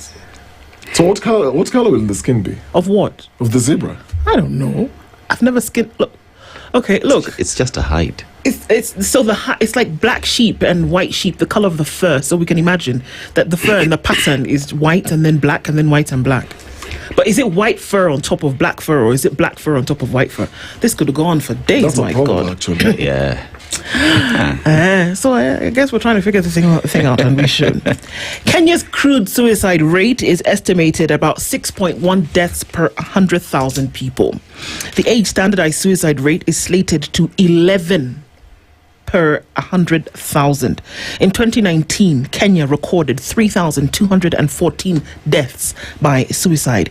Men die by suicide much more than women. In 2019, the 3,214 suicides, about 2,371 were men and 843 were women. The true numbers are likely higher than the ones that are recorded for any kind of national uptake. Data from civil registration between 2018 and 2019 shows increases in suicide deaths in some years, but reporting issues make trends uncertain. Social stigma, limited mental health services, and low detection rates of mental illness contribute to the challenge. Now, those are numbers, but let's look at the numbers from the last 2 months. July, August, 468 suicides in 2 months. And if you want to use that as a sample study, if you're looking at about 200 per month, what are you looking at per year? So that's the conversation that we're having this morning. It's a horrible thing to then imagine. So we'll start with you, Daktari. Tell us what suicide is. And it sounds rudimentary, but let's understand what it is.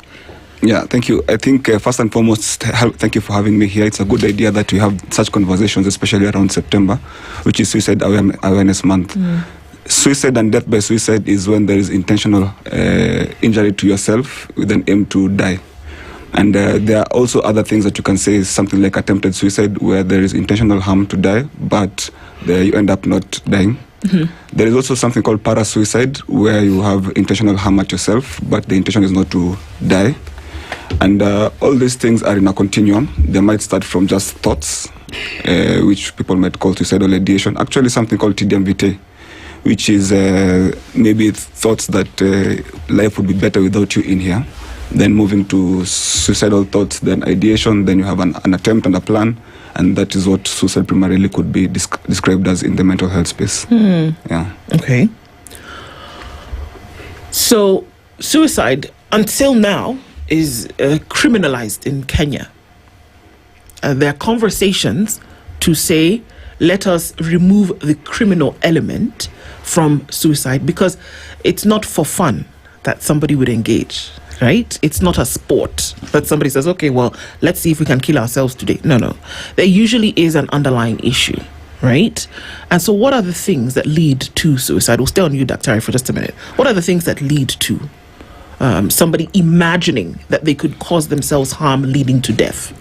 Actually, regarding criminalization of suicide, this year is a landmark year for us because in January 9th, the penal code was repealed by the High Court judge to decriminalize it. So now the matter is in the National Assembly to finish it up. And this is to explain because it's almost like if someone came here with malaria, you start bashing them for having a fever. So suicide in itself is a symptom. And a symptom of an illness should not be a criminal offense because it leads now to more and more stigma, starting with self-stigma and thinking that I wouldn't talk about suicide because I would be sentenced to jail for 2 years if I had an attempt. And things you asked about, things to watch out for. First and foremost, most people who have suicidal thoughts and suicidal attempts have a diagnosable mental illness. To say that actually up to 90%, if they were to visit a mental health expert and some assessments were done, they would pick an illness that would be treatable and these suicidal thoughts would disappear. I'm sorry, I need you to repeat that last thing that you've just said. 90% of who? Up to 90% of people who have suicidal thoughts have a diagnosable mental health condition. Okay. To mean that it is a symptom and it's not that it's either bad behavior or that they are sign of weakness or it's maybe culturally thinking that they have been cursed. No. It is a medical diagnosable illness. Okay. Yeah. Moshiri, yes. You're a journalist and also an advocate for wellness in terms of the mental health space. What have you seen that would say there's a problem? What have you seen? What have you experienced?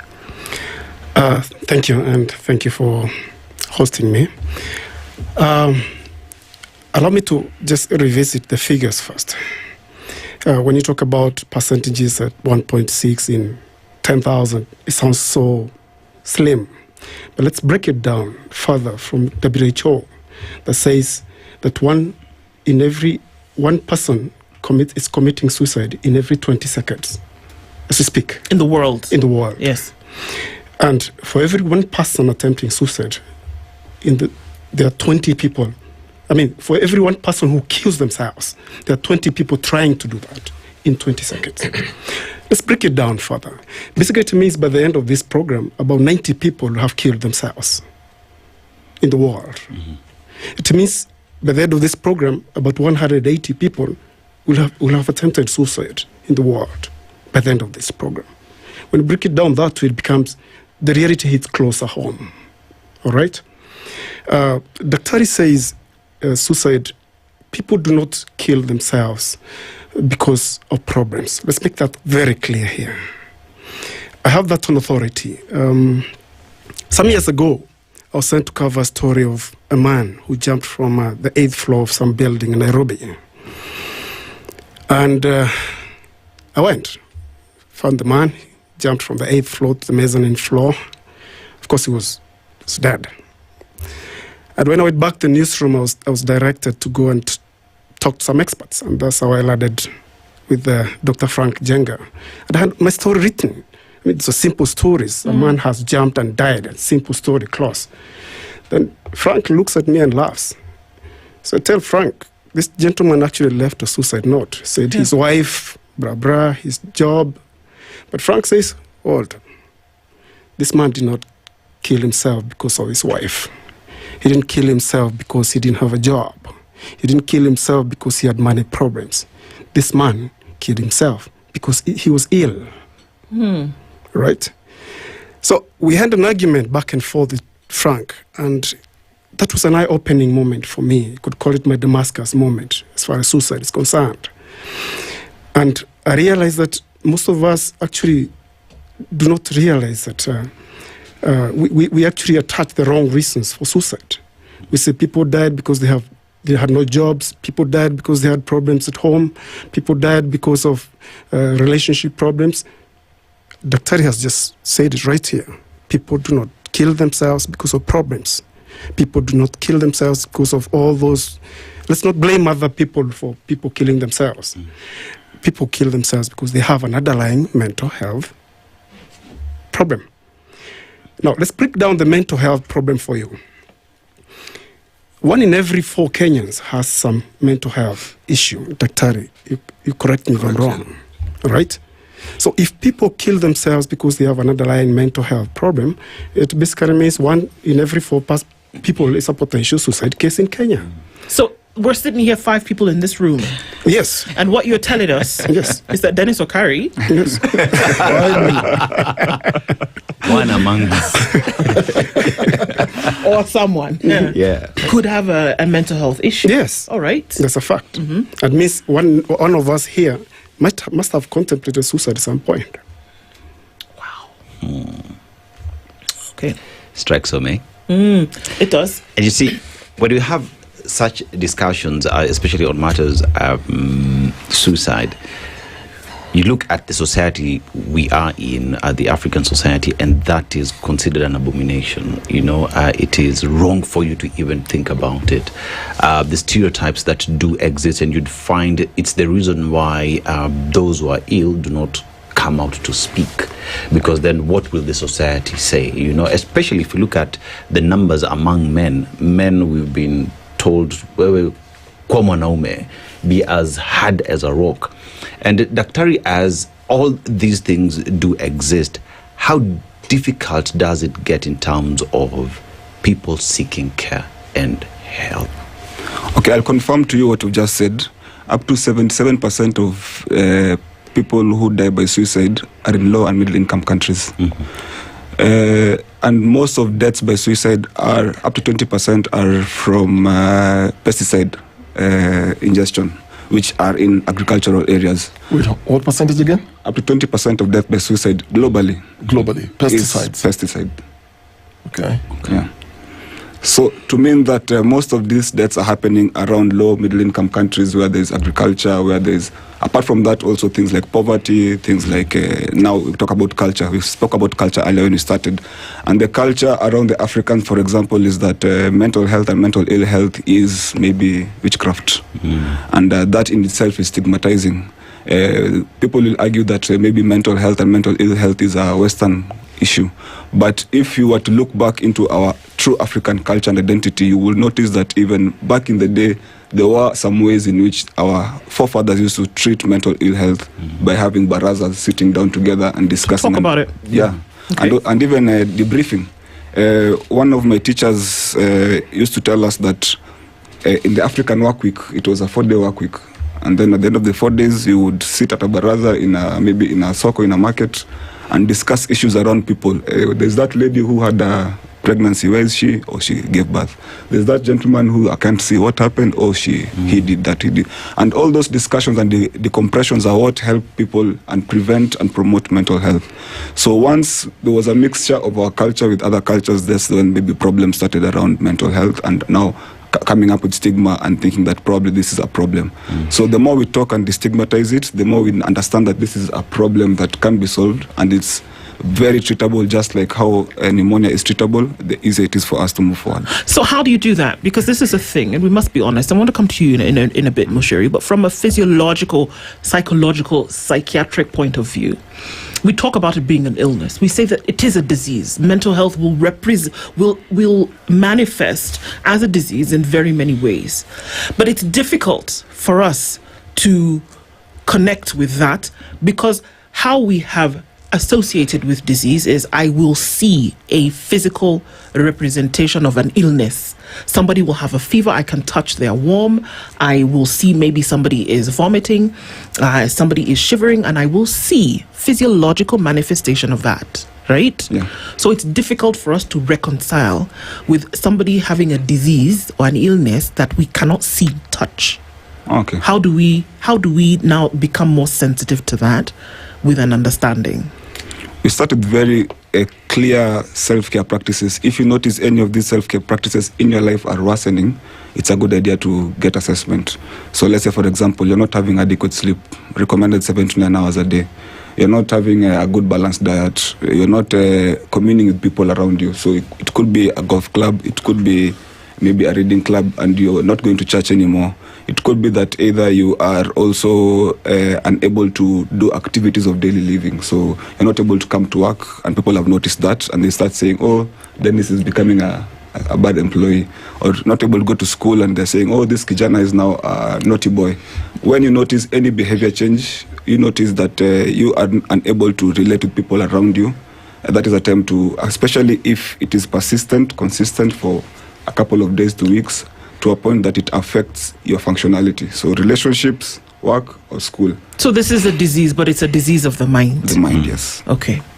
My question is, okay, so you said out of 4 people, 1 has mental health issues.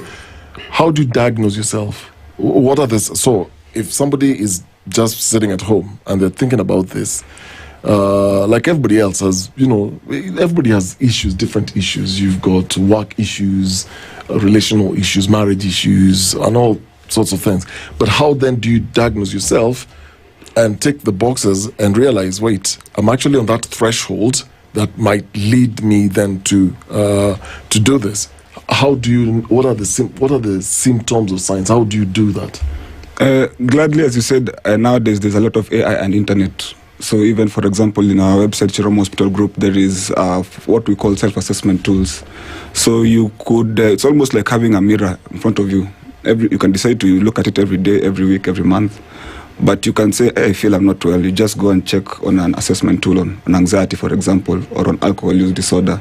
And you tick the boxes and you see, hey, this is beyond normal. So the diagnosis happens when now you visit a doctor or a psychiatrist or a psychologist who can do a clinical diagnosis. Are you able to give us a few before even going to going online, because not everybody will have access? This morning we're reading a story of ChatGPT in the US. There's a lawsuit by these parents who are suing the company OpenAI, saying that their teenager actually went to ChatGPT and was typing how actually to it's difficult how to commit suicide. That's the time we're used to. Then from COVID, things changed to die by suicide. And actually, ChatGPT was actually telling this teenager this is how to do it. And the teenager finally died. But just take us through, for somebody who's listening, and they want to know, okay, where is my spectrum in this? What are the symptoms that I have mental health challenges? Okay, let me use an example of, let's say, a depressive illness. So the questionnaire, which is called a BDI or a Beck's Depression Inventory, will have questions like, I've been feeling sad for most of the day, almost every day, for the past couple of 1 or 2 weeks.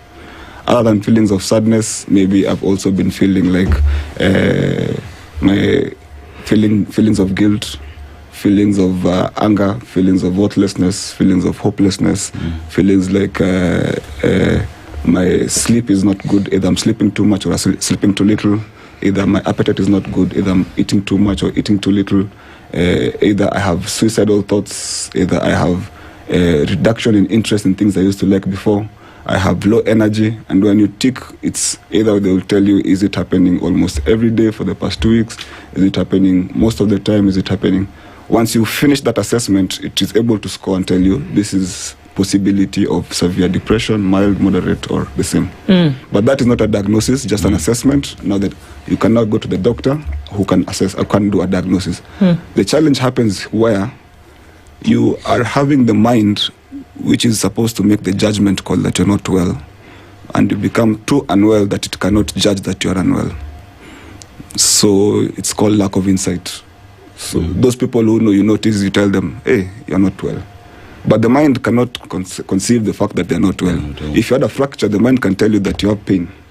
Yeah, but if you have mental pain, it can't tell you that you have mental anguish. Okay. That is where now the people around you can notice. Now they notice this gentleman is not does not perform as well as he used to, or is no more irritable. And that is why sometimes that they are brought to hospital by family and not by themselves voluntarily. Okay. Yeah. Moshe, I want to ask you again, what have you seen that would show that there's a problem, probably higher than we are handling in society today? Those numbers we've given are of world numbers, but they are actually representative of the numbers in Kenya. So what have you seen that would convince you and talk to us about how serious this problem is?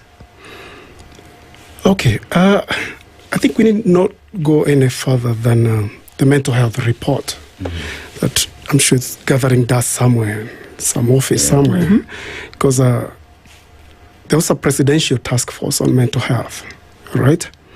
And part of the reports, the findings were that actually mental health in Kenya should be declared a national emergency. Yes.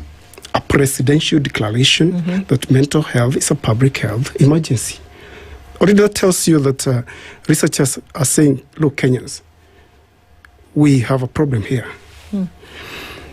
When you go to the stats again, the report says clearly that it's difficult to capture the data on suicide cases in Kenya for a very simple reason. Very few cases are reported, right? Why? Because of stigma. Suicide has been illegal for a long time, right? Very few people will say our kin died of suicide, right? So that tells you that the figures we are speaking about here are just what we know. That there'll be, for every one case of suicide, there will be several others unreported out there. So if one person is killing themselves in every 20 seconds, and 20 people are trying in every 20 seconds, these numbers could be higher than this. For sure. But because of the stigma, because we don't want to talk about it, because we want to think that, suicide is a witchcraft case, for example, you'd be surprised that a majority of Kenyans would rather take up someone who is mentally ill to a witch doctor or to a local pastor, right? Not realizing that suicide, the mental health issues that culminate in suicide can be treated, can be handled. And that's why experts are here. So, but can it also be spiritual? Because it goes from these other divide then, who argue. And I've had cases, I mean, let's talk stories. There are stories you'll hear. And I've had cases where somebody will just say that they've just been having nightmares, or they have these dreams at night and they keep hearing a voice speaking to them, and they will say demons. And I've actually interviewed, there's a gentleman who killed an entire family in Kakamega many years ago. And when he was being interviewed, and now later when I was talking to this gentleman, I was asking him, okay, so what led you to kill your wife and your 3 kids? And because when talking to the neighbors, they're saying this guy was very normal. He was going to the farm like everybody else, up in the shopping center, and everything looked okay. Then one morning he just woke up. Then everybody's crying in the village. And I asked him, so what made you kill your wife and your 3 kids? And he says, mimi sijui, nilisikia tu kitu imeniingia, shetani imeniingia, ikaniambia, chukua panga, anza katakata hao. And so that's the explanation from this person. And so then the argument is, can it also be spiritual as much as it is, Yeah. I don't know. That's why I'm personally conflicted at times with this, because it cuts both ways. If you speak to people of the faith, they will say, yes, this thing can be spiritual. Then scientists will say, no, this thing is very, very much about your mental health. It has nothing to do with your spiritual being. Actually, there is a spiritual component to mental health. The World Psychiatry Association has a position statement on spirituality and mental health, to mean that scientists are now seeing the importance of spirituality in mental health, to a point that we used to be taught that there's a biopsychosocial aspect, which is there's a biological aspect, a psychological and a social aspect to mental health. But now we know that there is also a spiritual aspect, and we are taught about that to first and foremost understand that there is that aspect, to a point that we are even involving religious leaders in this aspect. There was a very huge forum, I think, beginning of this month or last month at the Aga Khan University Hospital, where they met the Interreligious Council of Leaders to help them understand mental health. Because most people who suffer mental health conditions, as he has rightfully said, will go to their spiritual leader first. So if they even told us that most of their prayer requests are of the mental health nature. So if we pick them from there, it's easier if we work together and understand the spiritual component of mental health. We are able to catch more people with mental health conditions and treat them. But now the challenge comes in, Mushiri. If that is what is now coming as a prayer request, like you're saying, and you're maybe talking to the clergy, how then do you treat it? Is it by prayer? Is it by medicine? That's a good question. Look, it's good to believe. Faith is good. You cannot survive without faith, because faith gives you hope. it's good to involve, and it's good that we're involving our spiritual leaders in matters suicide. Why? Because it's our spiritual leaders who interact with Kenyans every Sunday, the whole day, from 8 to sometimes past midnight in Kesha, that is it. So it's good to involve them because they are the ones to notice when Mushiri, I saw you in church today, you didn't look so well, right? Or Mushiri didn't come to church.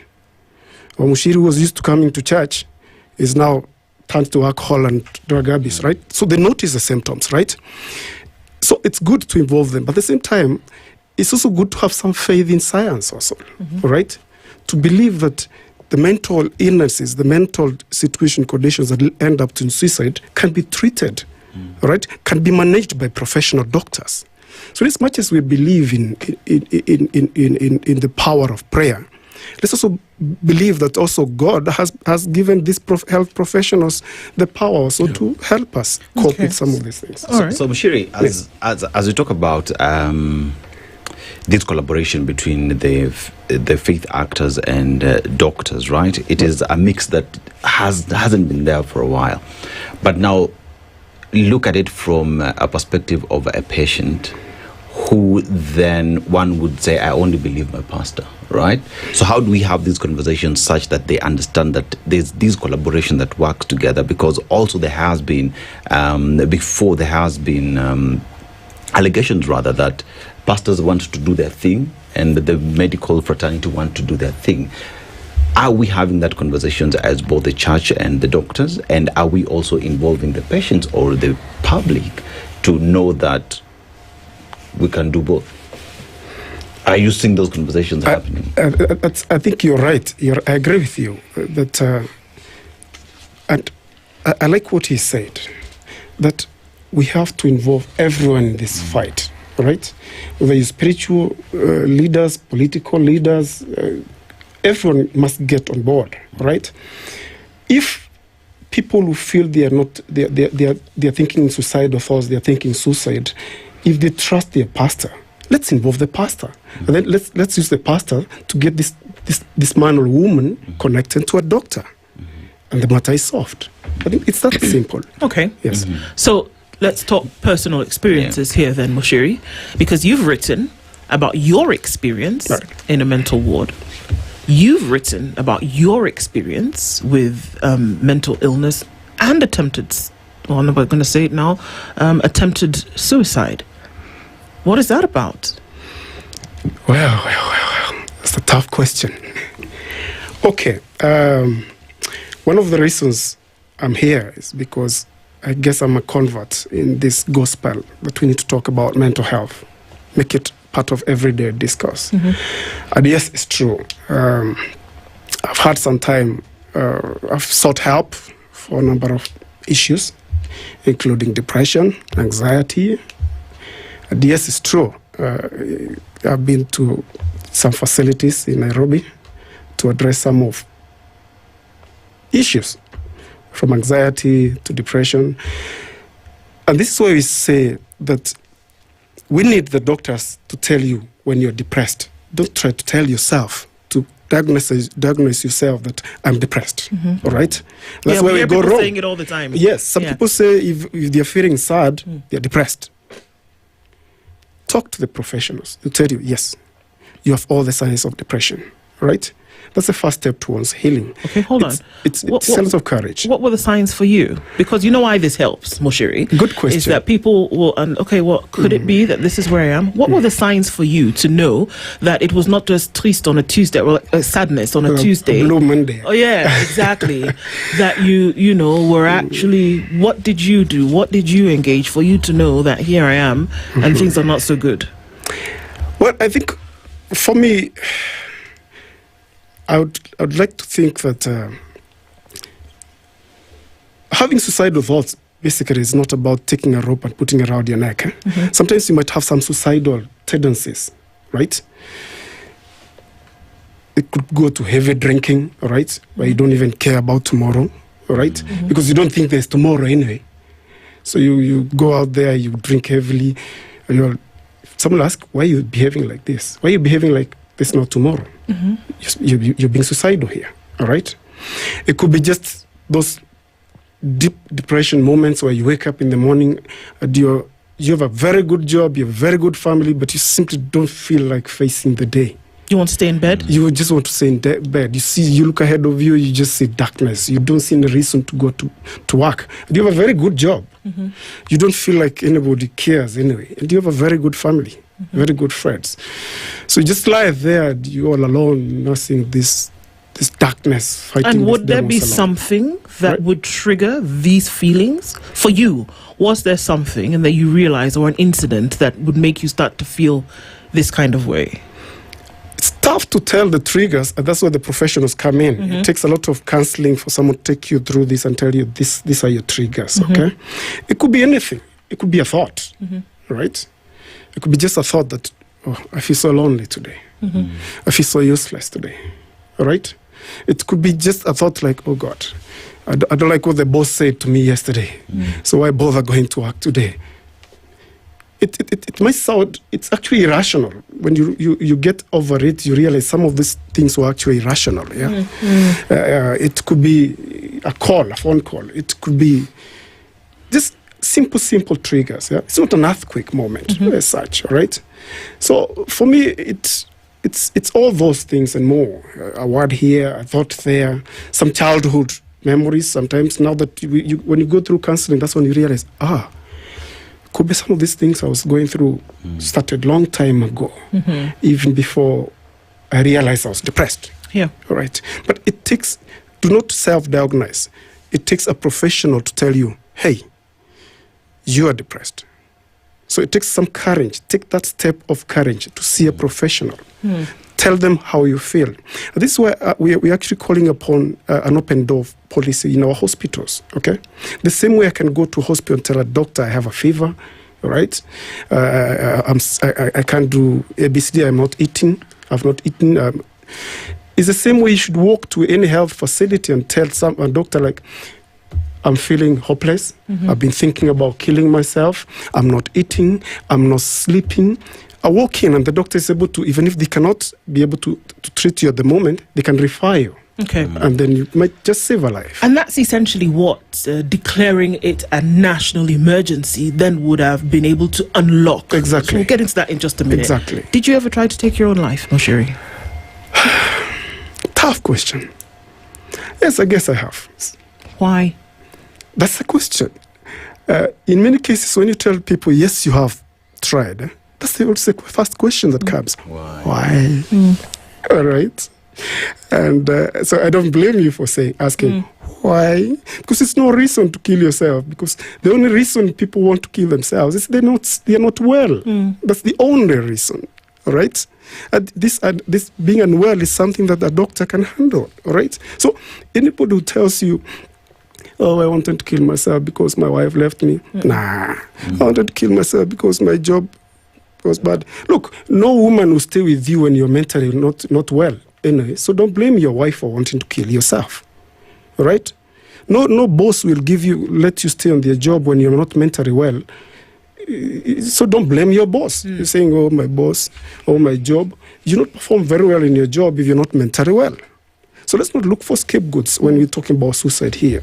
People do not kill themselves because of any other reason besides the fact that they're unwell. It could be anxiety, it could be stress, it could be depression, which is if you look at the list of mental health conditions in Kenya from the mental health report, we have anxiety at number 2, all right? We have depression at number 3, all right? It could be, so there is no other reason a person would want to kill themselves except one, that they're unwell. Okay. And that being unwell can be handled by professionals. But can we outrightly rule out external factors? Because well, I'm not a doctor, can't diagnose, but are there situations where, for example, somebody's in a bad relationship or you are in a job, you don't have anxiety, you don't have confidence issues, you don't have any of those issues. You are just very diligent in your work, but you have a very wicked boss. Can that wicked boss, Daktari, then push you? Or maybe a bad marriage. because this is about the other person and how they're treating you. And we've had cases where somebody is persistently being told something that they're not, that then pushes them to the edge, and then they decide, you know what, I'm going to take my own life. Can we rule out just external factors that have nothing to do with you having any underlying mental health issues? It's difficult because, as Mushiri said, there's the concept of the chicken or the egg. Which came first? Is it that you became mentally unwell and now started seeing your boss as wicked? Or was it a trigger? Or is it that your boss was wicked and then you became mentally unwell? Okay. Or the boss was mentally unwell? Yeah. There are a lot of factors there. And it could start from biologically. So not necessarily just a mental illness, even a medical condition. We know people who have chronic pain from cancer wanting to die by suicide. It could be something like someone who has a thyroid problem and the hormonal imbalance causes them to be depressed and want to die by suicide. It could be something psychologically from when you were a child. Maybe you went through some traumatic events as a child, or maybe during the bomb blast you were somewhere there and you struggled with PTSD since then. It could be these social issues now you're talking about. So it's difficult to know which came before the other, but they are confounders, and they can be precipitators or they can be perpetuators towards suicide. So you could be unwell and then your boss adds in, and then your wife adds in, and then everything else adds in, and then that happens. Let's talk about students in this case. There's a report I'm reading here in Kenya. It's a cross-sectional study that looked at 3,000 students. These are participants from various regions in the country. And it says 26.8% had experienced suicidal thoughts, the ideation concept you're talking about earlier. Then 14.9% had made suicidal plans. And then 15.7% had attempted suicide or self-harm attempts, at least once. And they're looking at universities in Kenya, and 17.1 had suicidal thinking, 5.9 had suicidal planning, 7.8 had attempted suicide. And you're looking at a generation currently, and it's very, very detailed, but you're looking at the age group, and it's saying the age disaggregated is basically Gen Z. Example, Kenya's 18 to 25 or 25 to 30. If you're looking at what we have currently in our Kenyan society that is leading then for a lot of young people who are not necessarily in marriage, they may not necessarily be in serious relationships, or the idea that you have to take care of children, you have a lot of the responsibilities that then, because you are so overwhelmed, then you may end up having these thoughts. In your opinion, I guess this is for both of you, and maybe I'll start with you, Mushiri, because you've looked at data. When you're looking at this age group, that then we are saying is very, very, very, very exposed. The other day we were just talking about, a lot of times you wake up at 2 in the morning, 3 in the morning, you go through TikTok, you go through the live links, you have a lot of young people who are actually not sleeping. So there was even a conversation around what is it called when people can't sleep at night? Insomnia. There was that idea that there are a lot of young people who are suffering insomnia, and then it leads to depression, leads to all these suicidal thoughts and whatnot. When you're looking at all this data, what currently can you then say is happening in the country with this age group? That's a good question. Let's start with this argument that it's okay to be unwell. It becomes not okay when you cannot function, right? Right? So all of us have some, we're not all 100% well, right? But we only go to, it gets bad when you cannot function because you're unwell, right? Right? Right? Now we go back to the youths again. They're killing themselves because they have reached that point where they can no longer function. All right? They get that depression, they reach a point where they can't function no matter anymore. All right? Is the social media contributing to this? Yes, it is, because simple research will tell you that social media leaves you more lonely. Unfortunately, that's where all our young people are right now. That space of loneliness, that space, that empty space where their best friend is their phone. Right?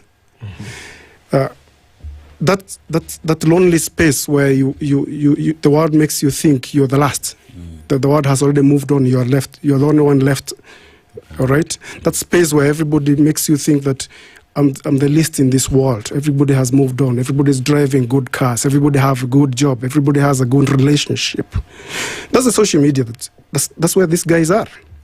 As a result, by the end of the day, they're lonely. By the end of the day, they're anxious. By the end of the day, they're depressed. By the end of the day, they want to kill themselves. Dr. Maybe I can chime in on that. This issue around adolescent mental health and mental illness justifies the biological nature of these illnesses, because you see, as you rightfully said, they don't have what we perceive responsibilities of people to take care of, or relationships or something like that. But if, let's say, for example, I was to go to my clinic and see my patients, we have noticed that up to 50% of, even if it's a 45-year-old, up to 50% of adults, if you take a clear history, there is a likelihood of a child or a teenagehood illness that went untreated or undiagnosed. So you will now notice that maybe at that time it was told that this boy now started becoming very naughty. This boy's performance in school disappeared. This boy was now not being able to take care of himself, and it went undiagnosed. And then of a traumatic nature, something of a traumatic nature may have happened? A mental health illness might have happened that was undiagnosed. Okay. And then they went through life, and now they had a diagnosed one later on in life. So these adolescents in themselves have biological predisposition to any mental illness. Yourself, anyone, let's say the lifetime prevalence of depression is 4.4%. So you have a 4.4% chance of having depression even if there's no biological reason for that. And are there mild, medium, or the mild and then severe cases of depression? Yes. That you could get mild depression and you could essentially overcome that. Is that possible? Yes. People. There are some of these syndromes go untreated, and people might live through them, or they might have a long, prolonged illness of this kind. Okay. So, Dr. Let's look at the numbers. Now, let's look at the population that you have in the country. Majority of them are the young people. And if we look at the adolescents and the undiagnosed conditions, that tells you that at a later age, we need to focus more in this demography that people would assume have no responsibilities, anasumbua to schooly and whatnot. But let's look at how we're starting to have this conversation with these young people such that they are able to speak. Are we creating environments where it is easier for a young person to go to the parent, or even just to say, I want to go see the doctor because I'm not feeling okay? We keep on saying it is okay not to be okay. But it ends there. We don't go further to say it is okay not to be okay, but to go seek for assistance. So in terms of even the research that you are doing, we have the numbers, like you said, that report is just gathering dust. Are we doing enough to having these conversations, and are we seeing more Kenyans seeking assistance? Yeah, to be honest, I think we are trying. And I think the easiest way to do it is to speak their language. So you can't speak to a young boy the same way you'd speak to an adult. And that will mean for us to start using social media platforms more frequently to bring this awareness to them, to their doorstep. You will be surprised that most of the patients who come to see us voluntarily are young people, because they are not afraid to say that they're unwell. They will walk in, and then their parents will follow them later to say that, hey, I didn't know that this gentleman was coming to hospital. So in as much as they are struggling, it seems like they might have more insight than the elder generation. And maybe social media has a way that has played, and that is where we need to tap more and more. Okay. We have not done the most, but we can try. And of course do better. So let's look at this report that came out. It was right around the time of COVID. That's when this national report came out. And when you look at matters governance, Moshiri, that when a national emergency is declared, what you essentially do is that you then give the president of the day the opportunity or the permission, essentially, to unlock resources that would then do something to handle that problem. So you're basically saying, okay, fine, open the purse. And this is what was needed, because the way you can walk to a level 2, 3, 4 and get primary health care essentially is what we are saying, because of the nature of the problem in Kenya today. If you're feeling a certain type of way, if somebody in your family, your close network has noticed there's something going on here, you should be able to walk to a lower to mid-level tier hospital care facility and find somebody who will address the issue the same way they would address stitches or a headache. Is that what we're saying? That's true. Okay. That's true. And why then do we see that this does not happen? Are we not taking it seriously enough? Do we need more people to be taking their lives by suicide? That's a good question. Look, I think we've gotten our priorities all wrong. Because if you look at the investments that we're putting into education, into water, sanitation, agriculture, millions of shillings, billions of shillings, right? But if you look at the investments we put into mental health of this country, it's negligible, all right? Yet, a country that has been declared a mental emergency case ought to be putting more money in making sure that the countrymen and women have good mental health, are not thinking suicide, all right? So one would have expected that once this report was out, somebody would have taken it very seriously and started implementing it immediately, all right? Including putting more resources in training psychiatrists, all right? Putting more resources to expanding mental health programs, all right? Even simple things. I remember that report, one simple recommendation. Conduct a happiness survey for Kenyans. Find out, are Kenyans happy? Or are they anxious out there? Right? Well, we've had just opinion polls only doing that kind of survey only. But they only do about, are you happy with political party A, political B, or all that, all right?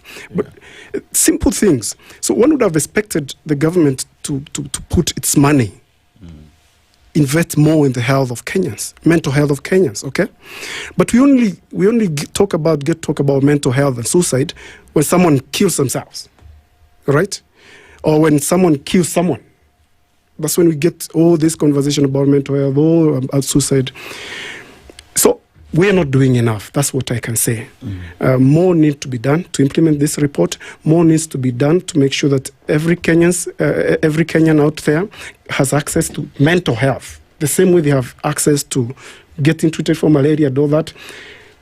More needs to be done to train more mental health professionals, more psychiatrists like Daktari here. Put them at the grassroots, those dispensaries, the lower-level hospitals. Nobody has to travel all the way to Mathari or to a hospital in Nairobi to get diagnosed that they are depressed, for example. Yes. Right. Yes. I mean, important for us to have these conversations because there's a reality of the day. Right. And that if people can get help, and that's the way to look at this. If folks can get help because of a situation where it's dark for them, then we'll have the conversation and we'll keep talking about it until we see the numbers reduce and until we get comfortable as a society talking about the things that we are uncomfortable to talk about. So we want to thank you both for being here with us this morning. Thank you very much. Dr. Nyamweya Joseph has been here with us this morning, as well as Mushiri Karanja. Thanks for sharing in this conversation. Thank you. It's 8:02. Good morning.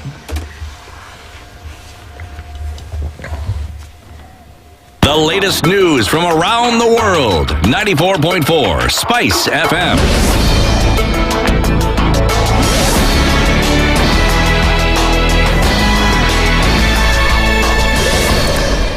Good morning. This is the news. I'm Leah Ubag.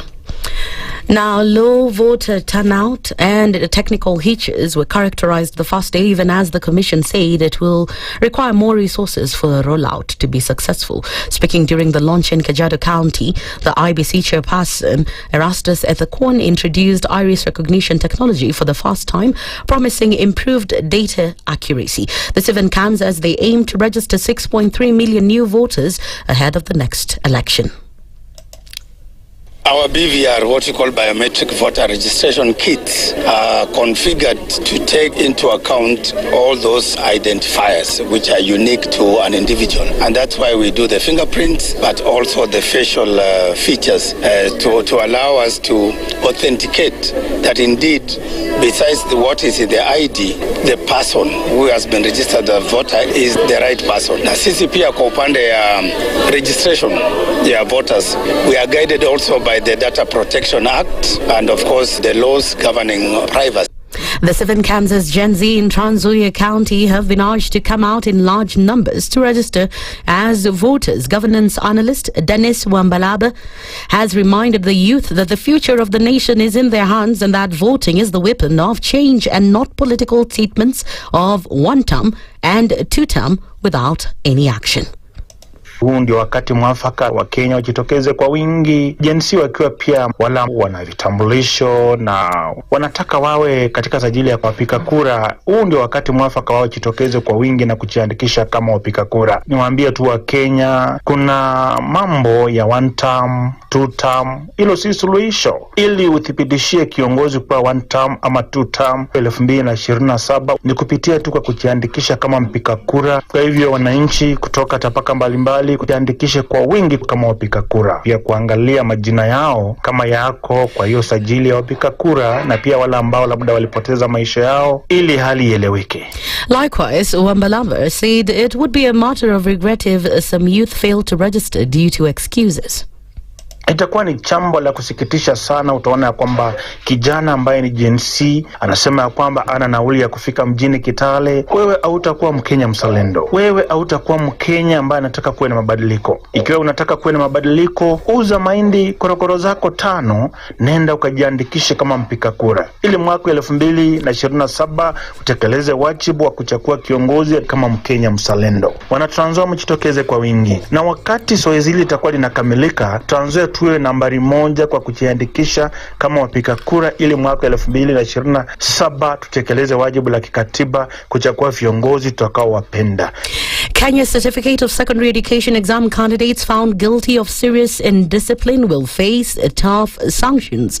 Education Cabinet Secretary Julius Agambe said learners found culpable of criminal behavior, including destroying school property, will be barred from sitting their examinations within school compounds and instead be required to take their exams at designated centers outside their institutions. And finally, in a move reinforcing the government's decision to scrap the controversial vetting process and speed up the issuance of national identity cards, hundreds of students in Wajir County celebrated as they received their IDs just 1 week after registration. Most of the students from Wajir Secondary School were registered last week during the Ministry of Interior and National Administration's Jukwaa la Usalama visit to the county.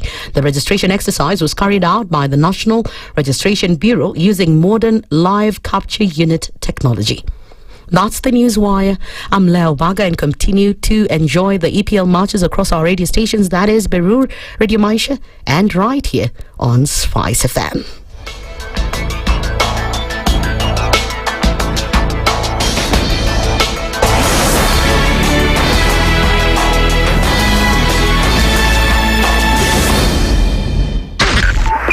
.5 Spice FM, Kisumu. Traffic. In this country, 6 families and 8,000 Kenyans control 90% of the GDP. We are not a country. We are a plantation. We work for Ruto. When you're telling the judges court orders are papers or they will not obey court orders, they're sitting and you're seeking orders from them. So how are they supposed to interpret it? Isn't it an oxymoron? When you see a judiciary that seems to be under some control somewhere, you start questioning. We have very powerful governors, but they don't use their offices to serve the people. If you are not shameful to do what you are doing, why should we protect you? I'm human. Everybody's human. So when you're told, kuja tuongee, I mean, you'd be a fool to say, stagi kuongea today. Conversations have to be had, you know? People in leadership should only go into leadership if they are ready and willing to change the lot of the people. The Situation Room, Kenya's biggest conversation. One of the things that are ailing our country is negative ethnicity. You find you as a state officer, instead of thinking as a Kenyan, you think like a tribal person. Let me tell you something. The biggest problem we have had in this country is a leadership deficit. There is nothing that you are going to do in the process of change if you are not a risk taker. So you really have to pursue your vision to a logical conclusion and even be ready to step on people's toes. When it comes to the economy, you can run away with it. They say statistics are like bikinis. They reveal a lot, but they conceal the vitals. And so government people would throw statistics at you and tell you they're revealing a lot of information to you, but it's really concealing the real vitals. We need to get out of that, because when we want to grow our democracy, one basic thing that really requires to be understood by the political class, by all of us, is institutions are critical. This is the Situation Room, the only way to start your day. Mature, intelligent talk every morning. Spice up yourself.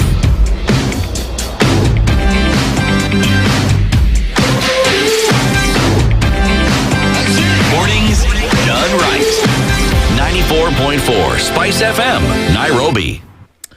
It's 9 minutes after 8 o'clock. Good morning and welcome to the third hour of Kenya's biggest conversation. This is the Situation Room. And as we continue in our conversations today, we will get into funding for education. It is one that we'll look into. We'll tell you who our guest is. I told you who he was before, but we'll introduce him again. But Dennis has goodies for us. Oh, yes. This is the last call. Today, you need to know that, learning has changed. So the classroom isn't just a building anymore. Your home can be a classroom. Your office can actually be a classroom. And it's right in your living room for most times, especially when you go back home. Now, with Safaricom Home Fiber, every online lesson is crystal clear. Every research paper is instantly accessible. And every e-library is just a click away. It's the stable, high-speed internet connection that then ensures you, or even your child or children, can always be on time, enjoy class, and never left behind. So Safaricom Home Fiber is making limitless education a reality for every family. Now today, like I said, it's the last call. You will enjoy 25% discount on all packages. This is only for new customers, and you get the route is free. The installation also is free. And additionally, if you already have this and you are wondering, okay, it's end month, how am I going to pay for this? So you've had your savings, you've got your bonga points and all that. All you need to do is dial *126# or visit my Safaricom app to redeem. And for the new customers who are going to buy this today, again, getting connected today, all you have to do is dial *400# or visit, again, my Safaricom app to get connected. To get connected, visit the app, do it today. More goodies coming your way. Thanks for that, Dennis. As we get into a conversation this morning, we're looking into, what's happening at Helb, and the CEO is here himself to let us know a little bit more about that. Jeffrey Monari is the CEO of Helb, which is the Higher Education Loans Board, and he joins us in the Situation Room this morning. Good morning, Bwana Monari. Good morning. How are you doing? Fine, thank you. Karibu sana. Asante. You were very hopeful the last time we had a conversation with you, and you said, things are looking up and they're going to get better. And so we're going to have that scorecard today, isn't it? And look at how things have improved or not over time, and then what folks can look forward to. Before we do that, Dennis has taken us to Comoros this week, and he'll tell you where that is and what do they do? What do they do there? So we are in Comoros, and it is a country. When you look at its nature and geography, it has an active volcanic region, right? And the famous Kosalanth, a rare ancient fish once thought extinct, is actually in this country. So if you want to have a piece of that fish, you just need to go to Comoros, right? Because they're also big in terms of tourism and agriculture, including fishing is what pushes the economy, including the remittances from majority of the citizens who are outside the country, and the remittances that they send back home continues to push the country forward. Let's go to the proverb. A man without culture is like a zebra without stripes. A man without a culture is like a zebra without stripes. How would you interpret that? Wow, that's a very good one. I think to me it looks like somebody who has no home is somebody. This is like somebody who is homeless, because without a strong culture, then you have no home to go back to. You have no support for yourself and your kin. Yes, so culture is strong and should be kept so that you can be able to support your thoughts, your beliefs. Yes. something that gets you grounded and continuity of what has always been there. Interesting. Indeed. Interesting. Very interesting. So obviously going to be talking about Helb issues and funding for university. And as we start this conversation, I'm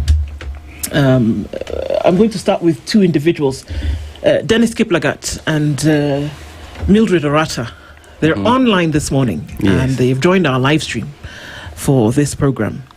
And the thing that they're both saying, which from what we are also seeing is the case, is that they have not received and they will not be able to get funds for attending one TVET and another in university through Helb. They will not be able to do that in this semester.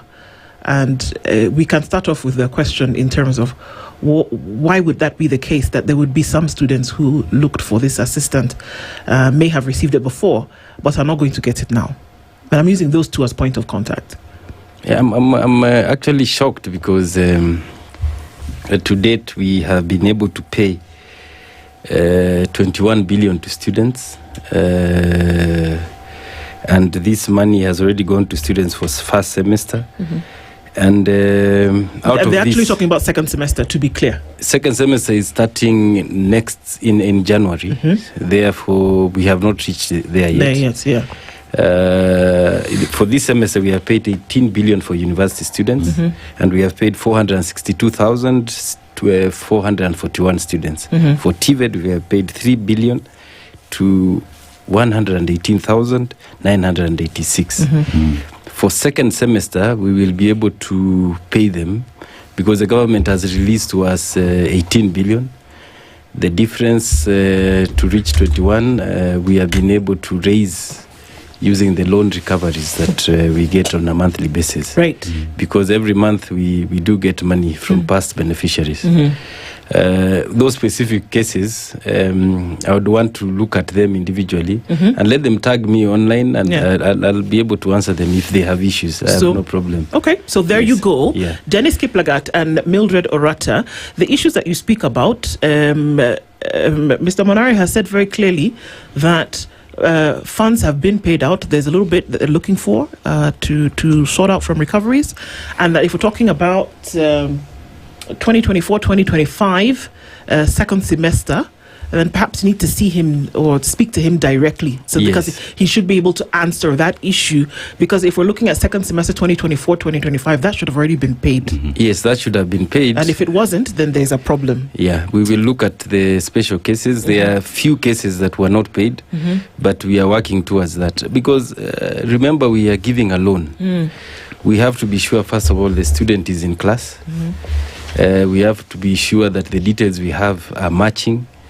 So there is a lot of due diligence we do, because sometimes we do send money and we have to get that money back again from the institution so that we can be able to, because the student did not report, for example, or the student's name was not in the list previously. So we are being very, very, extremely, very careful. Okay. Yes. All right. Yeah. So of course this allows us to segue into this conversation in terms of, what the situation is. In terms of looking for funding, are we saying that everybody who applies for help, because we know that it's an auxiliary financial service towards what you may have, it's not, I don't know, and maybe you can tell us that, will Helb then be able to cover everything that you must do at the TVET level and also at the university level in terms of all you need? Will you be able to get a loan from Helb today that will cover your tuition, that will cover your housing and accommodation and all of these other things, and then be able to pay it back after the number of years that you were in school? Is that the situation? Is that the model? No, you can't get everything. It depends on your level of need. The most needy students are able to be covered fully. They only pay 5% of the cost of the program, which can also be paid using the upkeep loan they get of 60,000. However, the less needy to use that, because we don't have, we removed the banding system, then can be able to supplement to pay their fees and their accommodation from the household. That is the model we have, because what we are doing is to elevate students who are whose families cannot be able to support them in the university, to a higher level so that they can be equal to the ones who can be able to pay. Okay. Yes. Okay. There's a TVET issue that is now popping up. Yeah. Folks are asking why TVETs are being left behind in all of this. And the people who applied 3 months ago, they've even put their batch numbers here. And I don't know if I should, say that out loud. But they've put their batch numbers here. They've applied up to 3 months ago. They've not been responded to. And it would appear as though there is a problem with addressing those who are in TVETs when it comes to getting their disbursements. As I said, we have paid TVET 3 billion to date. We still have some space to cover for TVET, and I acknowledge that fact. It's because TVET is not like the university. They are still opening, they are still reporting. We are gathering that information. We have processed all TVETs for continuing students. We have not processed for first years. Okay. We are in that process. And once we finish that, we'll be able to pay these students. Yes. But for universities, we have been able to clear that. So, Munari, we look at Helb as a facility that is supposed to make it easier for students to access education, and payment of the same is equally important so that you pass it over to those who are joining. But there is always the aspect of I need to start paying after I've gotten a job, but maybe 2, 3, 10 years later, I don't have a job, I'm unable to pay. I mean, many would say I'm unable to just pay because it's in a job. How do you balance that on the I want to pay, but I don't have a job, but I've been listed? We have 3 categories of students, former students, who really want to pay. Number 1, there is a category that you've just described. I have no means. I want to pay. That is one category. We have another category where we have students who have means to pay, don't want to pay. The third category is students who have means to pay but don't know how to pay. Our biggest concern is the second 2 categories. For the first category that you said, a student who has stayed 10 years, and we want to look at, we have even done studies, we were supported by the British Council. It takes an average of 5 years for a student to get meaningful employment if they are looking for employment. However, even in those 5 years, you'll find that they are getting some income, which may not, they may be underemployed. There may be several instances where they are not able to repay. However, anyone who has stayed 10 years, we say and we advise them to come and tell us that they are not able to pay. And for us to list you, and you are interested in getting a facility, it means you have an income. So what are you saying essentially here? That by the time somebody has been listed, right? Essentially, this is a blacklisting that happens to you. Yes, with a CRB, for example. By the time you've been blacklisted, that there has been the back end work and the due diligence has been done, and you've confirmed that this person is earning an income. Is that what you're saying? No. What I'm saying is this: you have not repaid your loan. Yes. After a certain period of time. We have confirmed that you are not repaying your loan. Is then when you are listed. However, what I'm saying is this: for you to want to access a facility, you cannot just walk into a bank to ask for a loan. It means you have been having consistent income. No. Yes. Helb has blacklisted people on CRB. Yes. For having not paid a loan. Yes. Right? Yes. What does that have to do with anything else that they are doing? It's just Helb who has listed this person, isn't it? Yes. Based on the fact that they have not paid. Yes. What if they've not paid because they don't have income? It's possible to list somebody and be the only one who has listed them on that list. Isn't it? Yeah, it is possible. Exactly. So it could just be Helb that has listed me, yes. isn't it? So how do I pay you back if I had no income? Is the question here. My argument is this: if you are listed and you have no income, you will not even know you are listed, because the only way you know you are listed is because you go to a bank or a SACCO to get a facility. Not necessarily. Not necessarily. There are people who go to find out, maybe I could be listed by this thing that you're saying today. It's not a necessity. It's not necessarily that I went to CRB to check if I was listed in order to get a loan. Maybe I went to check if I was listed. Yeah, but if you are listed and you have no income, that listing will not have any impact. It doesn't make it okay, though. Yes. It doesn't make it okay. This is what we're saying. That just because I don't need a facility But and you've listed me and I don't have a job doesn't mean that, okay, then it doesn't matter. It matters. It does matter. But how does it matter? Because it doesn't affect you.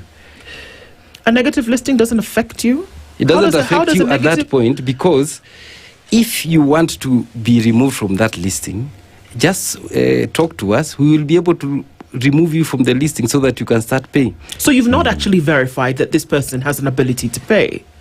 No, what you've done is that you've put them on the list, and if they come and they find out that they're on the list later, what you're saying to them is, because you've come to check, that meant that you were trying to get a loan somewhere else. And if you were trying to get a loan somewhere else, that means that you have a job. These things are not mutually exclusive. No, you don't have to have a job. You don't have to have a job. There you are have many some Kenyans. kind of income. Yes, there are many Kenyans who don't have a job. And that is where we're having the biggest challenge, because there are many who are in the gig economy. There are many who are doing freelance jobs. There are many who are doing businesses, and they don't disclose. And even others who are farmers. Can you list somebody, and let's look at what the law says, whether it's moral or legal. Can you list somebody who doesn't have an income? Can you list them on a CRB who doesn't have an income? Can you do that? The issue is not listing somebody who doesn't have an income. The issue but this is what is happening, and I'm asking. No. Can you do that? The issue is not listing somebody who doesn't have it. If you can prove you have no income, you'll take me off the list? Yes. So why'd you do it in the first place without confirming whether this person has an income or not? We use all available means to confirm. But as I said, what there means, are people... I'm sorry, Mr. Mungai. Yes. What means do you use to verify whether this person has an income or not for you to then be able to list them? What means are these? We use various stakeholders. We use KRA because that is under the law. The Act of 2006 mandates us to check. We check whether you have an income. And various other stakeholders who I cannot reveal because of data protection. So we go through and check whether you have an income. And if you have an income, then we are able to contact you. Before even you are listed, remember we have written to you 3 times for you to respond. The first letter is to tell you that your loan is overdue, the grace period is over. Can you contact us and tell us what you are actually now doing? The person doesn't respond. Second request, the person doesn't respond. Third request, the person doesn't respond. Then we have to go further and check and find out whether you are actually in any gainful income. If we don't find that, that is when there is a process for listing. We don't just wake up and list somebody. Okay, so can we confirm, Mr. Mungai, that anybody who has a Helb loan today, who has been listed and because of that precludes them from doing other things, can we confirm that these individuals have been approached by Helb at least 3 times? It's been confirmed through the stakeholders that you mentioned that they have an income. Yes. And that they have then refused or have not been able to then get in touch with Helb, and that is why they have been listed. You can confirm that everybody on the list falls into this category. Yes. All right. Yes, and I can tell you the people we have listed, the about 64,000 have held our loans for the last 20 years and above. 20 years and above. They are holding 8 billion Kenya shillings. And if you can tell me for the last 20 years you have never received any income at all, and you are still in Kenya, you wake up every day, you have a family, then I think that is a very serious matter. It's crazy, isn't it? Yeah. 20 years. Those are the people I'm talking about. These are not people who graduated last year. We are talking about people who graduated over 20 years. Is the year 2000, even before 2021, actually. Even before 2001, actually. When Moi was president of Kenya. That is when these people graduated. And they in our country, they have never paid anything towards their loan repayment. Yes. Yeah, so Mungai, let's look at Helb as is, and assuming I am unable to pay, right? Is there room for me to come to you? Let's discuss. This is where I find myself. As much as, say, I'm unable to pay according to, say, the rates that Helb has set, is there room for negotiation to say, I'm unable to pay the amount you want me to pay, but this is the much I can give you to be able to clear my debt? Is there room for negotiation so that Kenyans understand that even when it is difficult, we can still have a conversation and deal with the matter? Because many fear what Helb has said, that is it. That's a very good question. We do set, and we especially if you are working, we do set a repayment rate. Currently, we have gone to about 10% of your income. However, we do negotiate with clients.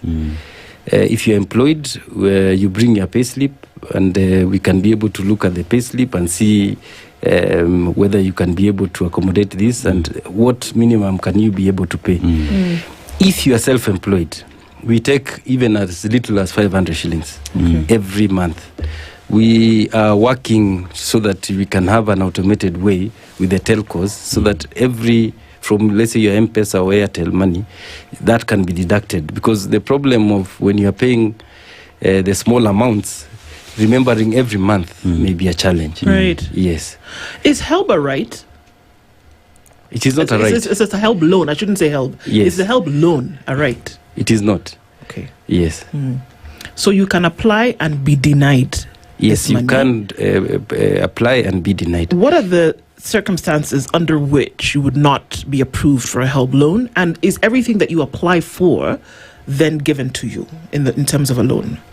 Let me give you the context. Before 2022-23, we used to deny students Helb.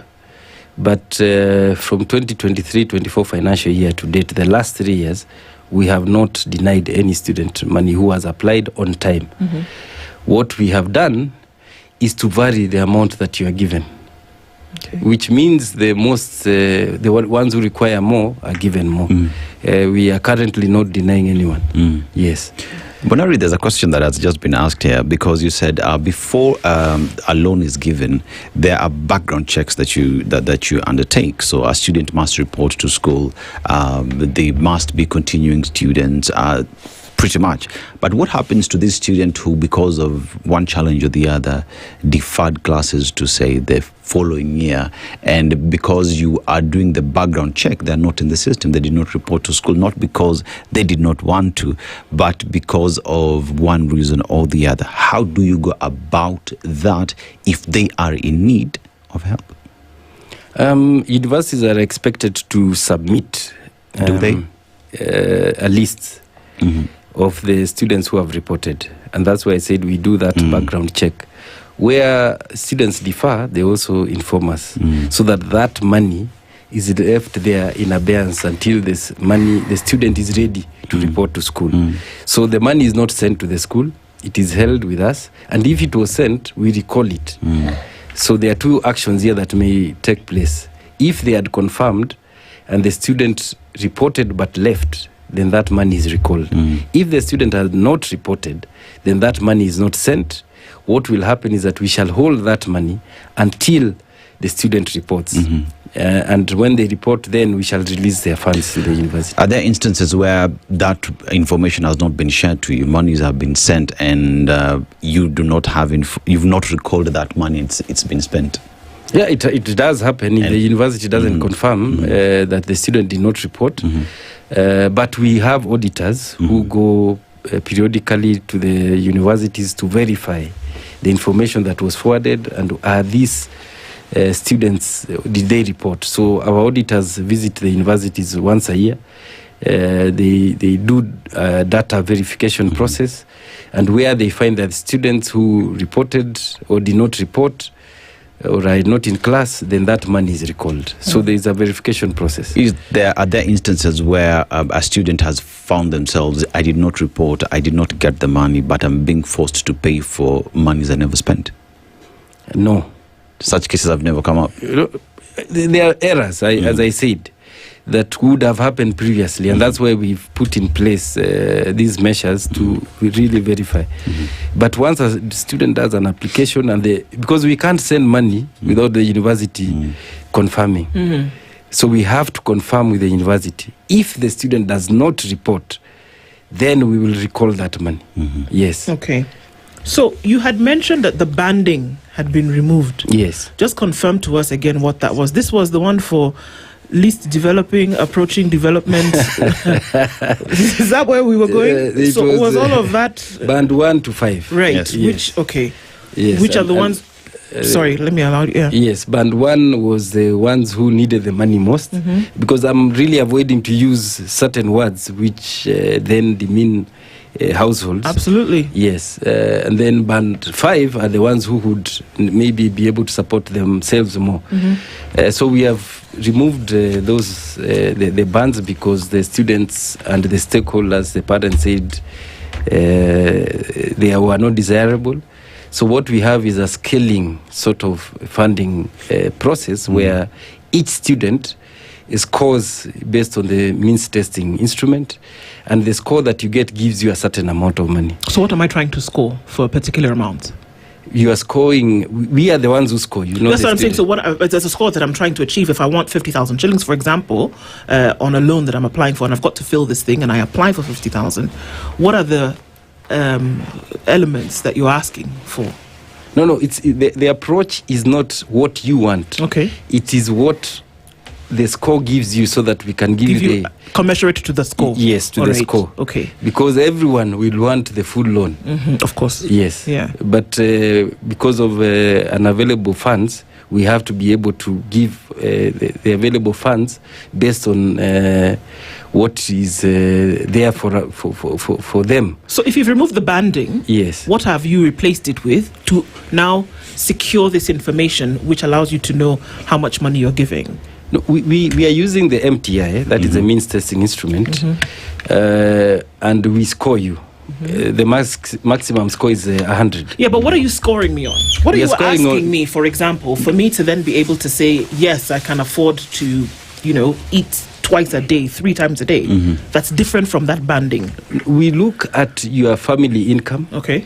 We look at the schools you attended. We look at are there any chronic diseases in the family? We look at are there disabilities in the family? And once we look at this, the schools you attended, primary and secondary, were you sponsored? If you were sponsored, those are the issues we look at. The composition of your family. Do you come from, are you an orphan? Are you from a single parent? Are you from, are all your parents there? Are they employed? Where are they employed? Once we do that, then you get a score.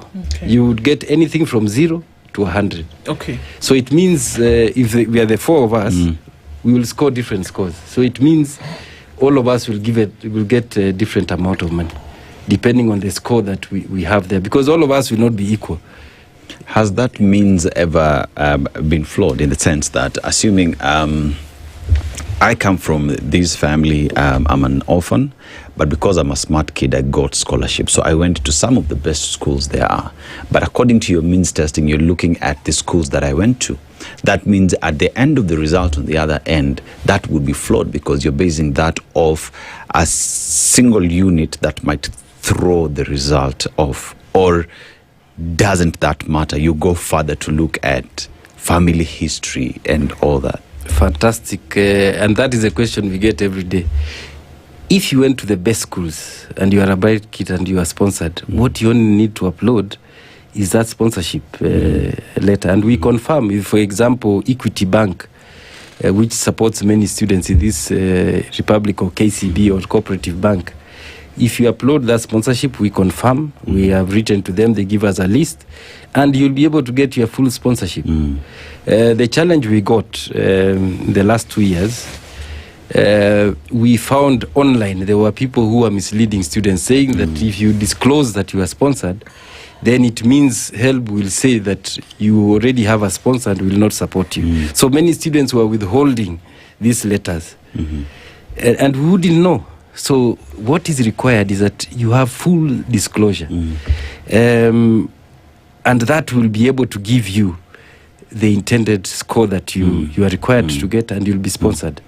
Yeah, because there does exist misinformation and disinformation on matters to do with what needs to be disclosed, what doesn't need to be disclosed. As you've said, there are also others online who are misleading others. What is Helb doing to ensure that everyone who needs this facility is able to know what information to share, is able to communicate with Helb, so that no one is left out simply because they thought they were being smart trying to beat the system? Number one, we are engaging various stakeholders. We have held meetings with school heads, to sensitize them that when the students are in Form 4, like now exams are about to begin, they should be sensitized so that they give the correct information. Our online social media, if a student is following, they'll be able to access that information. Last year, we were able to get in touch with the former provincial administration, the Ngao, so that they could be able to sensitize these students. A program like this is very good because many Kenyans are listening, and one thing I would urge them is that they should not listen to people who have no proper information. We have got Huduma centers across the country. We do go for Huduma Mashinani functions. We also work with the MPs who have got functions where they have called students and they invite us. We go there and talk to them. We are able to go across the country to sensitize these students. So it is a program that is ongoing. We want to work with the curriculum developers so that the Helb issue is embedded in the curriculum, so that the students learn about Helb when they're in high school. So that is our next project, so that they can be able to know what Helb is about, which loans we give, and how these loans are given. Okay. So we have a very elaborate communication strategy which we are working on. Okay. So people want to kill us, right? And we want to go home today alive. Yes. And now that you're here, there are certain batch numbers that are being put out here. And it seems to be contrary to what you had mentioned earlier. They applied in March, we're in September, right? We're going into October tomorrow. These batches specifically 6463, 6439, 6464, 6393. Those are the ones that keep showing up. No, but I said there are badges that we have not paid. I didn't say that there are badges that are not paid. I understand. Yes. But you can understand we've been talking for 41 minutes now. Yes. And they've been reappearing. So they seem to be frustrated, and they want to be able to understand when this money will be paid. The money will be released once. I want to assure them that the money will be released. We for the 2024-2025, towards the end, there was a process that we are going through so that money can be able to be released. And I assure them we are aware of those, and those batches, because out of what we call transparency, they are on their timelines.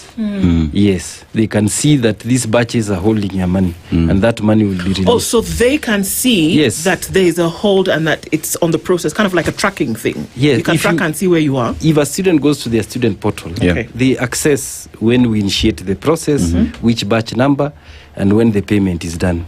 Yes. You know, there's a question that has been asked here in terms of there are students who want to join school, right? But the institution is asking them to first pay before they can access education.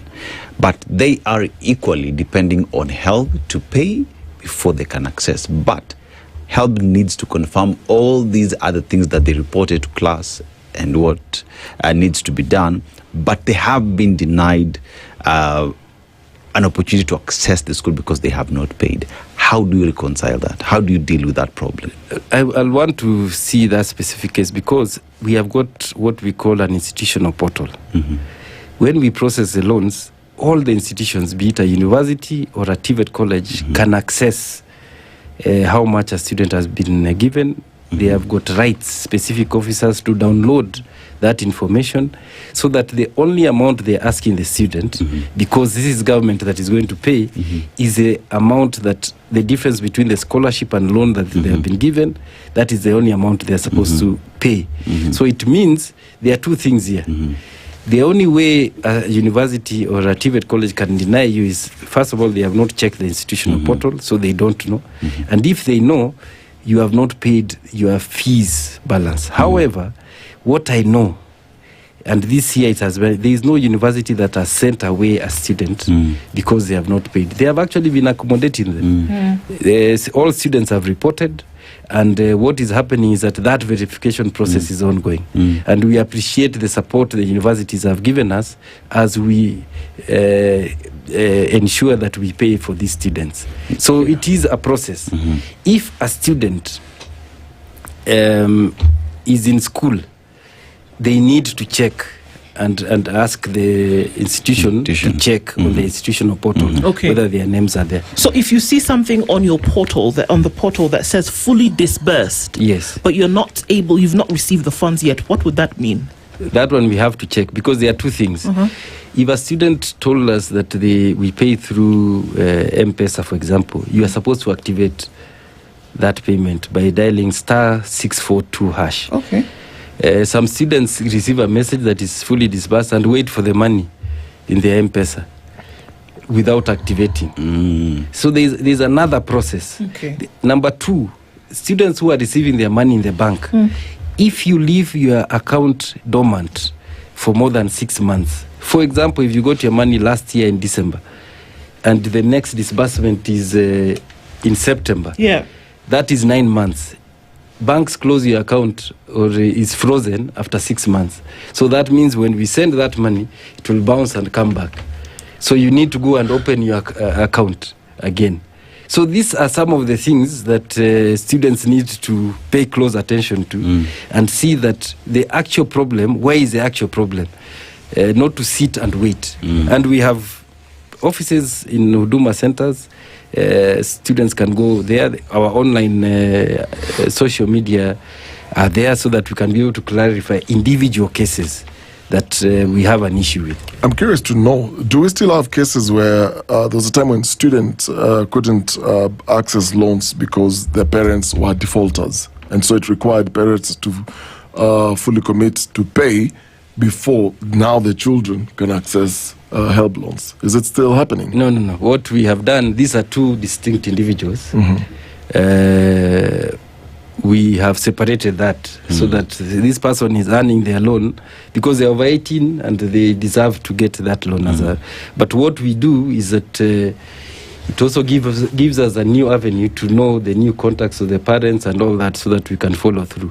But we will not deny a student based on the fact parents that defaulting. Yes. So still talking about defaulting, the blacklisted students, how low is the figure for then a student to be blacklisted?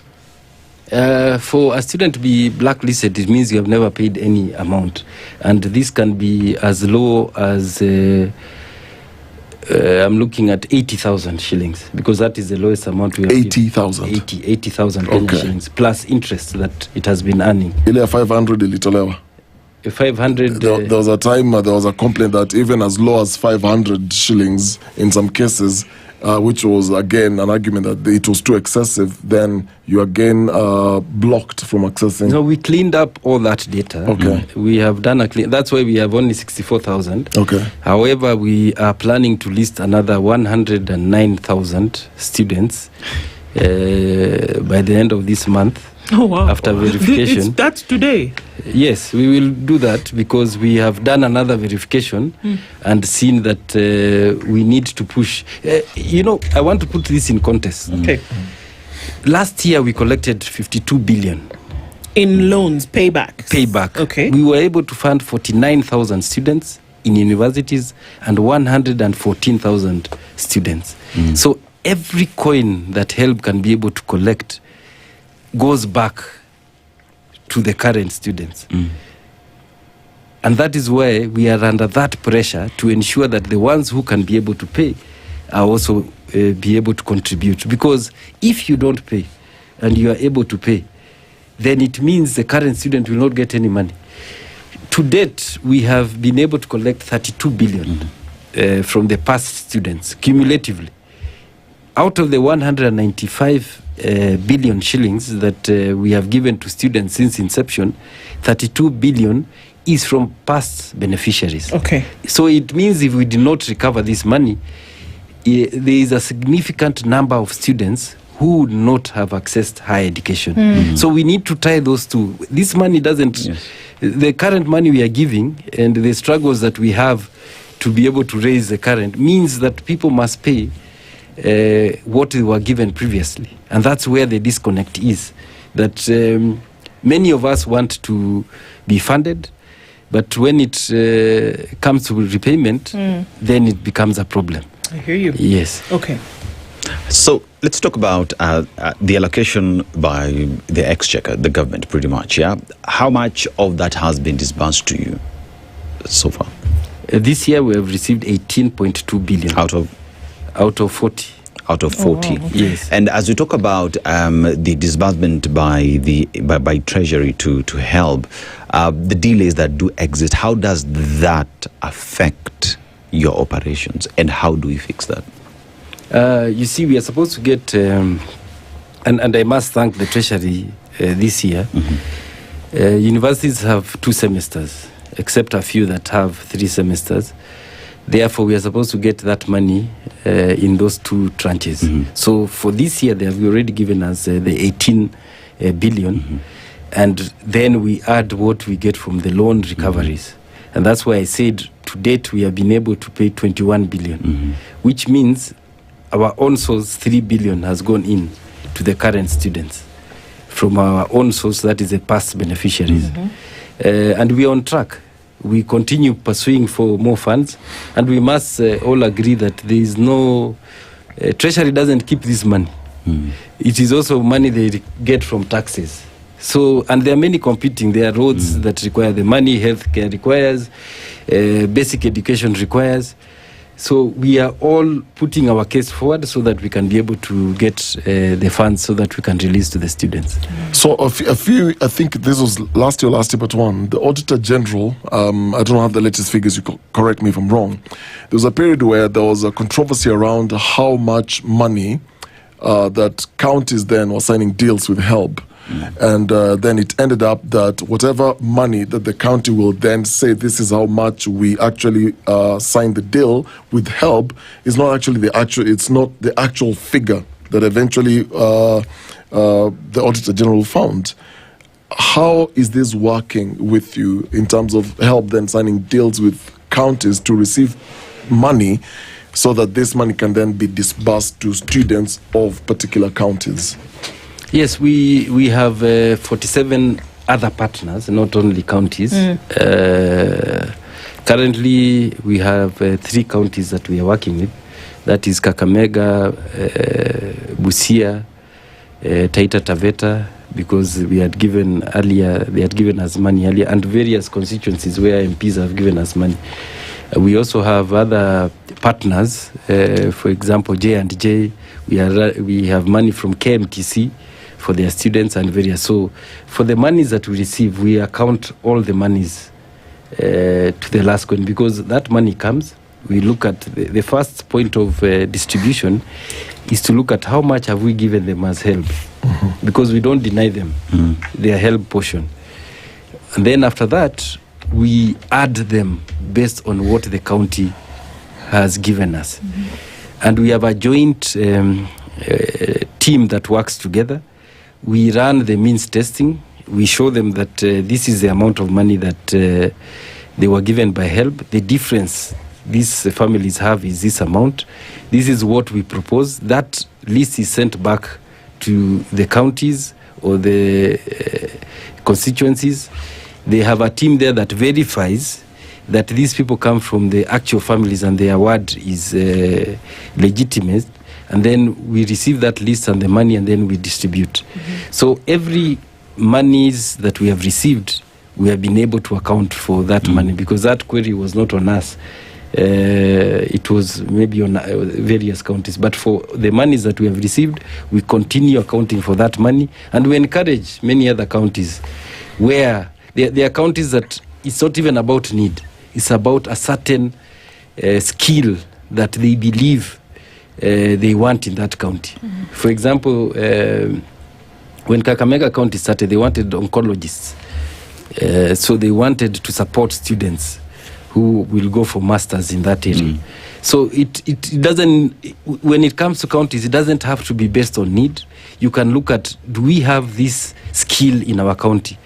If you require data scientists, you can be able to support them based on what your requirement is. And that will go a long way to be able to have that skill in your county. And these people don't have to work there. They can work elsewhere, but you will have raised the standards of living, because one person sponsored in a household means you have helped a full generation. Sure. Yes. Okay. The concern that I had, that the case I was referring to was actually Baringo. And the concern at the time was, okay, is there a concern that there are people who will then try to use this Helb facility where they will disburse their money, but what they're saying they've disbursed in that query from the Auditor General, it was 2.2 million, that then could not be accounted for on paper. We've actually given help to help now disburse this money to our students in our county, but it is this much, 9.2 million. But then out of the 9.2, and this is not your problem. Yes, this is is it a concern that you will then get into a situation where there are counties or entities that will then use the means to send this money so that this money can go back, but as conduit for corruption? We have an MOU, and the MOU will clearly stipulate the amount of money that we are to receive. If that happens, then it's something that we have no control over. Yes. Okay, we're in the spirit of restructuring and reforming. There are conversations around changing Helb and reforming it to National Skills and Education Financing Authority. Where are we with that? That process is ongoing. I know that the process is now being moved to the Attorney General's office, so that after that it can go to Cabinet and then Parliament. So the process is ongoing. Yes. Okay. For a very long time, you look at the funding for education in the country, and you look at different quarters, each doing the same thing. So you look at the president has his own bursaries of some sort. You look at the governor, the same thing. Senator wants the same thing. You look at the member of parliament, and all these monies, if all consolidated, say, given to Helb, it's additional revenue for Helb to be able to do exactly what everyone else is doing. Are these conversations that are being held to have a single unit that is doing this job, are good at it, and are able to disburse these funds in a faster manner, so that we don't see Kenyans complaining that a certain batch has not been received? Are these conversations perhaps Helb is looking to having with all the stakeholders involved? It's one of the proposals in the reforms that we have put in place, so that we can have a single institution which all these funds can be able to come there, so that they are distributed. However, we must realize that as we are doing that, you have to ensure the funder is recognized. Because if I give my money from a certain county, it does not just come to the pool without that recognition, because then no county will be able to give their money. What we will work on is a mechanism where we are able to identify and ensure that credibility is given to that county. So that if it's a presidential fund, the student knows out of the portion that I was given, a certain percentage came from the presidential fund, 10% came from my county, another 10% from the constituency, and then the remainder was given by Helb. But putting it together, we realize that may be a problem, because then that distribution, you are removing money from the county and bringing it here, which they will not accept. Yes. In education has been used as political fodder for a very long time. That's why the bursaries, MPs will fight to have that and not let it go. The president will want that because of political expediency. But here we're talking about funding a Kenyan student whose rights have been enshrined in the constitution. So why not collapse all these funds and have Helb fund a Kenyan student? And not pegged to this county did this, the president did this, member of parliament did this. Why not just have all this money sent to Helb and fund every student who has the right to education? That is the ideal situation. But remember that all these constituencies we have talked about, be it the county MP, also have funds sent to them. And they'll want that recognition. That is the reality on the ground. So as much as we'll want to just collapse, if you look at the NGCDF Act, it says 40% of that money can be given as bursaries. If you remove that 40%, then it becomes a problem, and just take it to fund one pot without that recognition.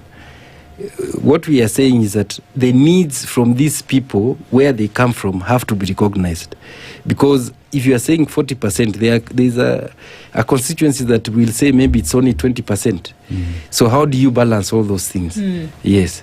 Okay. Yeah. So, I mean, it's just to hear, and, you know, folks, and I still see the questions coming in, but you've already given your assurance that, you know, whatever is on your platform, you can, or you can actually log in and see what's happening in terms of monies coming in. You've told us also from collections about 3 billion shillings is being waited for to send out to, you know, we have actually, it's already out. We are already processing that, and I can assure them, as we get more money, we will be able to release the funds. So is that how it works for you, just as you wrap this up, that it's rolling? As money comes in, it goes out. As it comes in, it goes out. So you're not holding on to it, waiting for something. I can assure you that if today we receive 100 million, tomorrow we'll release it to the students. Okay. Yes, this is a conveyor belt. And that's why it is important for all of us to repay our loans. Good note to end on. Thank you so much for being here with us this morning. Jeffrey Munare is the CEO of the Higher Education Loans Board, has been here with us this morning. Comrades, he has told you not to worry. As money comes in, it's coming out. Sawa sawa. Yes. Thank you so much for joining us. Thank you so much for having me here this morning. Thank you so much. Good morning. 9 a.m. The latest news from around the world. 94.4 Spice FM.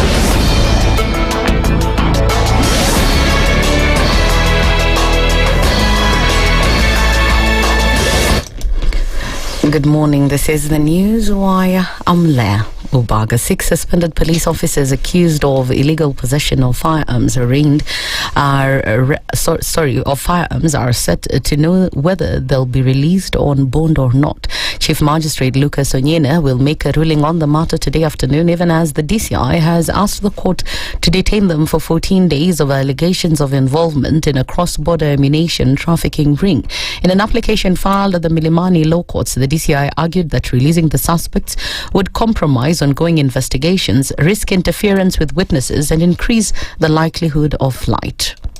As whether the police and the state have come here with clean hands. More so the police. They want you to detain the respondents for 14 days, knowing very well that these respondents have fundamental rights. And Catholic Bishop Anthony Muheria has condemned politicians promoting tribal and divisive politics, warning it could incite tension and affect the upcoming general elections. He urged political and religious leaders to foster peace and unity in society. Hivi karibuni tulikuwa kule Rwanda, na jambo moja ambalo tuliona ni kwamba yale yaliyotukia tayari miaka 30 imepita ilikuwa kuchochewa katika ukabila. Chuki inayotokana na kuchochewa katika ukabila ni jambo la kuhuzunisha sana katika nchi yetu, kwamba twarudishwa katika hizi fikira kila wakati kwa wanasiasa. And former Bogi Chora ward representative Buta Omanga has raised concern over delays in issuing national ID cards, saying it may hinder unregistered youth in Nyamweya County from participating in upcoming elections. She urged those who already have ID cards to visit registration centers and ensure they are listed as voters. Kuna vitambulisho mingi sana watu hawachukua. Ningeomba machifu wetu popote mlipo, tafadhali enda kuchukua those IDs. Kama hauna kura usikuje kulia baadaye eti viongozi wetu hawafanyi. Huku piga kura, wale wengine wakaenda wakapiga kura wakachagua yule mtu afai. Kasipul parliamentary hopeful Newton Ogada has called for a repeat of the recent ODM nominations, citing widespread fraud and lack of fairness.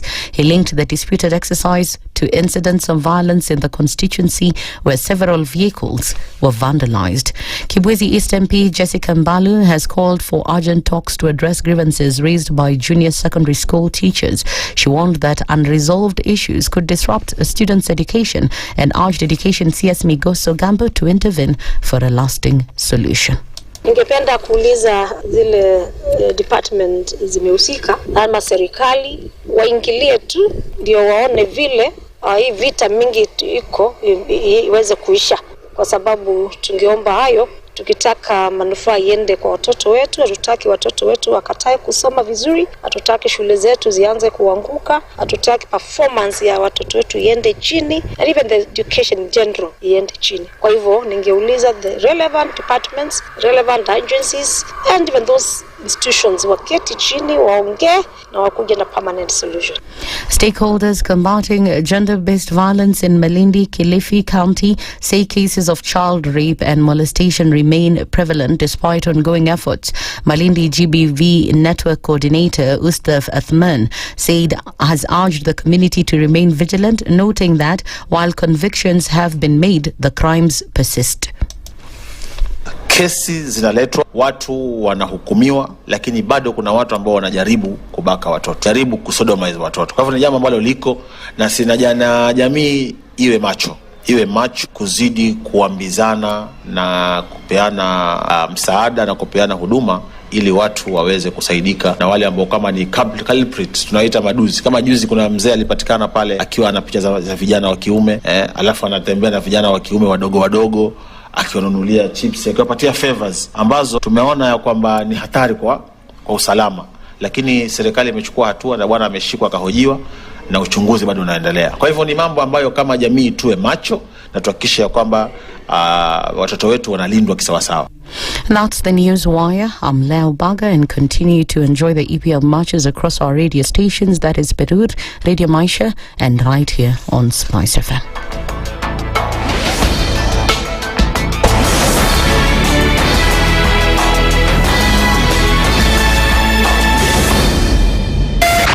.4 Spice FM, Nairobi. Good morning, and I love your show. Thank you. Having come from a Kikuyu radio background, I migrated to Spice because of the content. I was born in a slum, but somehow I got a break in life. So sometimes when you see the sweating coming out because of the passion and whatever it is, behind the noise, there are people. And we share the same umbilical cord. It shouldn't be like that. I am so disappointed. We used to tell Honorable Raila Amolo Odinga that he's doing politics of conmanship. And even President Uhuru Kenyatta, serikali hii ndio iko na conmanship ya hali ya juu. You cannot promise people that you reduce tax, then you double. In politics, there is the issue of trust. For you to turn around and then stab the same people who gave you that trust, there is no other level of dishonesty. Imabo, utaona dunia tu. The Situation Room, Kenya's biggest conversation. One of the things that are ailing our country is negative ethnicity. You find you as a state officer, instead of thinking as a Kenyan, you think like a tribal person. Let me tell you something. The biggest problem we have had in this country is a leadership deficit. There is nothing that you are going to do in the process of change if you are not a risk taker. So you really have to pursue your vision to a logical conclusion and even be ready to step on people's toes. When it comes to the economy, you can run away with it. They say statistics are like bikinis. They reveal a lot, but they conceal the vitals. And so government people would throw statistics at you and tell you they're revealing a lot of information to you, but it's really concealing the real vitals. We need to get out of that, because when we want to grow our democracy, one basic thing that really requires to be understood by the political class, by all of us, is institutions are critical. This is the Situation Room, the only way to start your day. Mature, intelligent talk every morning. Spice up yourself. Mornings done right. 94.4 Spice FM, Nairobi. We're getting into it at 8 minutes after 9 o'clock, into the final hour of Kenya's biggest conversation this Tuesday morning, and we get into a number of other interesting ones today. So I was told to tell you, as you come back into this break, that, they're working on monies for Helb. You'll be able to get what is coming to you, TVETs. And he's admitted that there's a problem with the TVETs, so that's being sorted. Sawa. I don't know what else to say beyond that. I know it's not funny, and folks are waiting for this money to then be able to pursue an education. So he's been here. He said they're working on it. In another 2 weeks doesn't happen, then we can come back and ask the questions in terms of what's going on. That's why we do what we do here, to at least get the wheels turning. And there's some other wheels that you're turning, Mr. Okari. Oh yes, the last call, last hour, for me to say this, but you have the rest of the day to make sure this happens. So, as a parent, you want to give your kids the best. And in today's digital world, that means reliable internet. And forgetting about buffering videos, and kids hate that, actually. Dropped connections during homework time. So Safaricom Home Fiber gives you the confidence that your children have the tools they need to succeed. It's more than just a Wi-Fi connection. It's a lifeline to knowledge, a gateway to new skills, and the peace of mind that you deserve. So power your family's future with Safaricom Home Fiber option, and this is how you'll get connected. So if you are a new customer, you've never had Safaricom Home Fiber, what you need to do is you go to my Safaricom app to get connected, or dial star 400 hash. And these are the benefits for today. 25% on all new customers for this day, regardless of the package that you will pick. Now, if you're an old customer, you want to make your payment because it's end month, it's very, very simple. You can also use your Bonga points, and all you need to do is just dial star 126 hash, or visit, again, my Safaricom app to redeem. Good stuff. Thank you, sir. We are Santa Claus in September. Yes. I said yes. All right. The Deputy Governor of Meru County is Linda Kiome. She's in the hot seat this morning, and she joins us for the first time in the Situation Room. Good morning, DG. Good morning to you. How are you doing? I'm good. Are you okay? Perfect. Fantastic. Yes. Okay, so we're going to get real here about a number of things that we're discussing them this morning. So we'd like to welcome you to the Situation Room. Thank you. And we'll get into that in just a minute. Dennis is going to share a proverb, as we normally do, from a different African country every week. We would love to get your interpretation of that proverb. Yeah, so a proverb comes from the Comoros, also known as the Union of Comoros, an island nation in the Indian Ocean between Madagascar and Mozambique. The capital city is Moroni, and a population of around 900,000 people as at 2025. So they speak Swahili, but with the dialect of the Arab.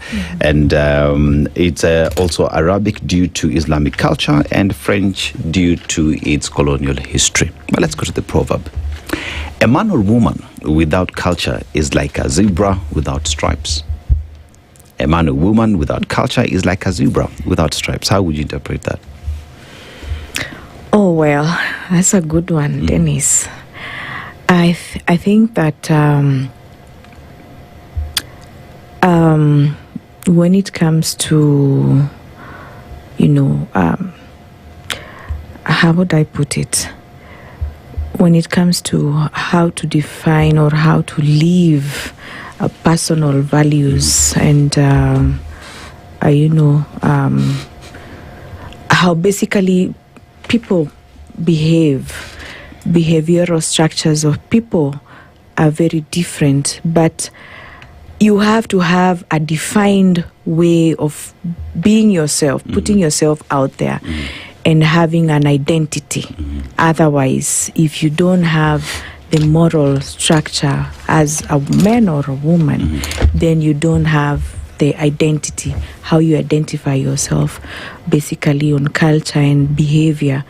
I think that is how I would interpret it. Pretty much, because culture is what defines us, and absence of it, then who are you? Will you talk happy? They say, who are you? What are you? Who the hell do you think you are? Okay. It is only you who would have finished that part, but okay. He set you up and you fell right into it. Yeah. Well, thank you so much, DG, for being here and, for honoring the invitation to have this discussion about an issue that's a social one, but that also bears impacts on the future of many different lives. Sure. Meru County is on the list, and maybe with some of the highest numbers of teenage pregnancies that we are seeing. Of course, we know teenagers between the age of 13 and 19 are either being delivered of babies or are pregnant at the moment. And the numbers are high. And yesterday we saw also that Isiolo, which borders Meru, also is very high with these numbers, and the county government's also getting involved in this and starting to ask questions, number one, but then trying to seek answers and solutions. Just a little bit of physiology. Of course, we know that a child between the 13, 14, 15 is still a child for all intents and purposes. So the question that we are asking, first of all, even as we get into this discussion, what's happening? What's going on? Oh, well, it's a concern that is, of course, also raising eyebrows, not only to the people of the county, but also to the administration. It is something that I cannot deny is there. The numbers are a bit high. But looking at the trajectory from the statistics that we have from the year 2020, the statistic that I have this morning up to December of 2023, we are on a reducing those numbers. The numbers have been going down. And I do agree. Actually, it's not even between the teen ages from 13. It starts from 10 years. 10, we have categorized the same at 10 years to 14 years, and then also from 15 years to 19 years. But looking at our statistics, I am not worried being a leader that the numbers are not increasing. The curve is going down, because as at the year 2020, the numbers of children who had pregnancies at between 10 to 14 years was at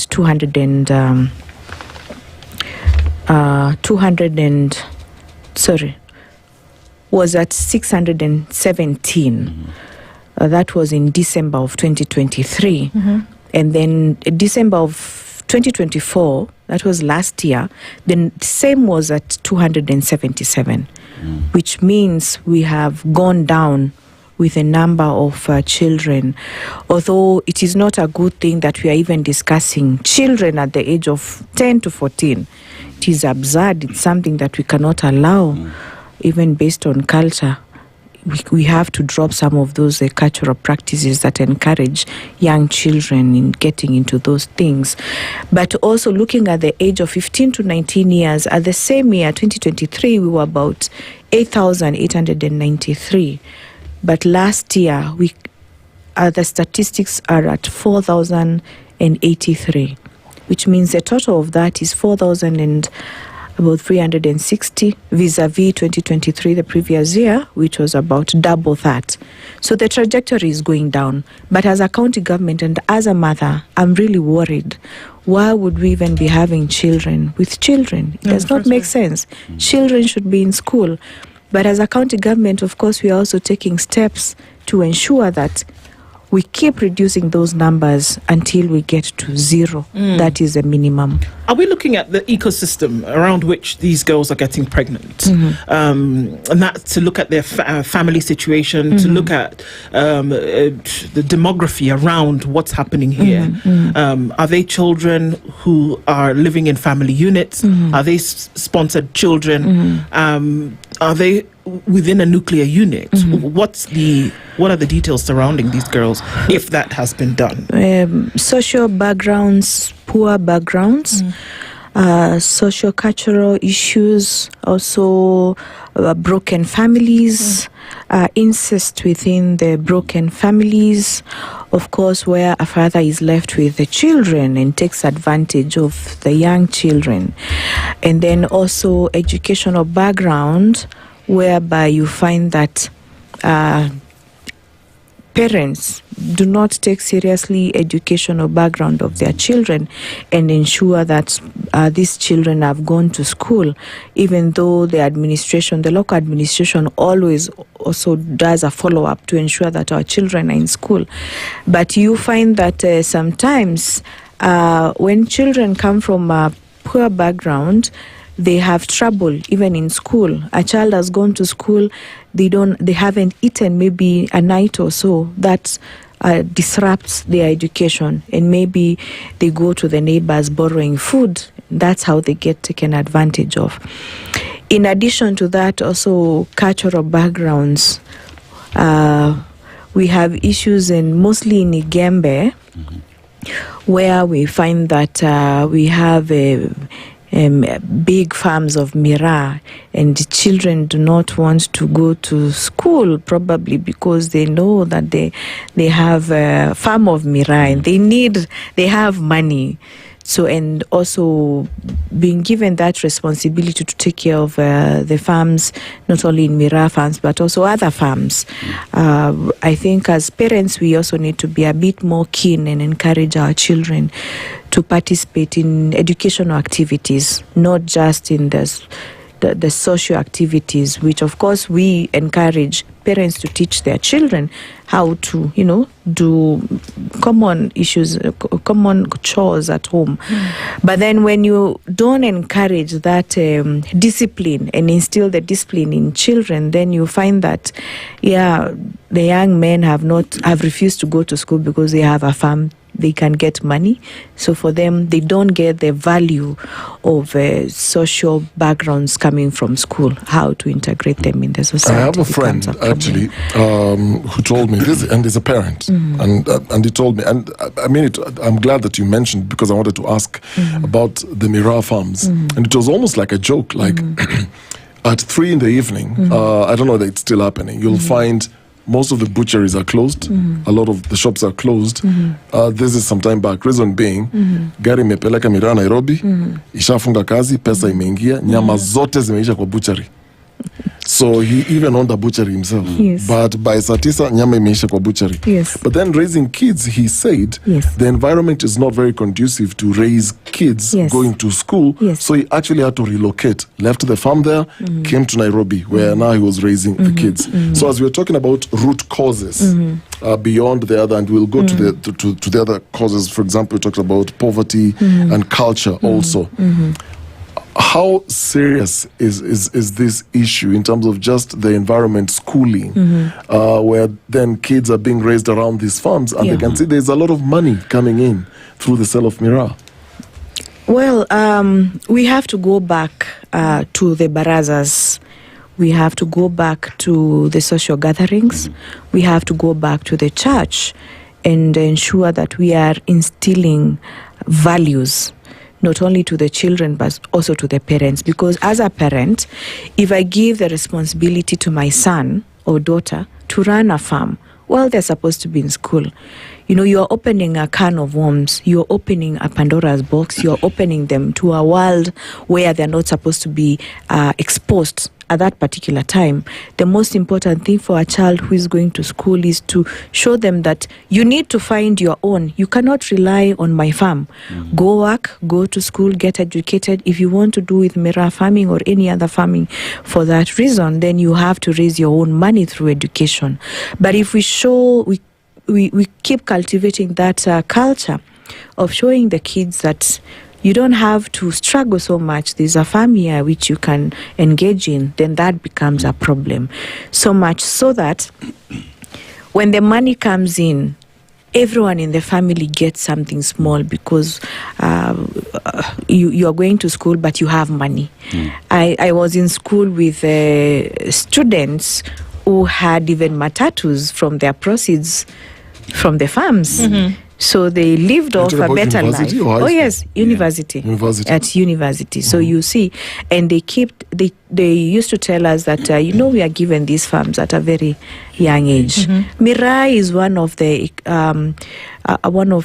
crops that we as a county government are very intentional on creating even value addition, and it is one of the best economic uplifters of our county. And it is not something that we are going to tell our people, do not plant miraa, but for the purposes of our children, we have to do the right thing. I mean, as we talk about doing the right thing, so now we're talking about a cash crop that comes from the region and is squarely yours. Yes. But there is a societal problem that needs to be addressed as a society and find solutions towards that.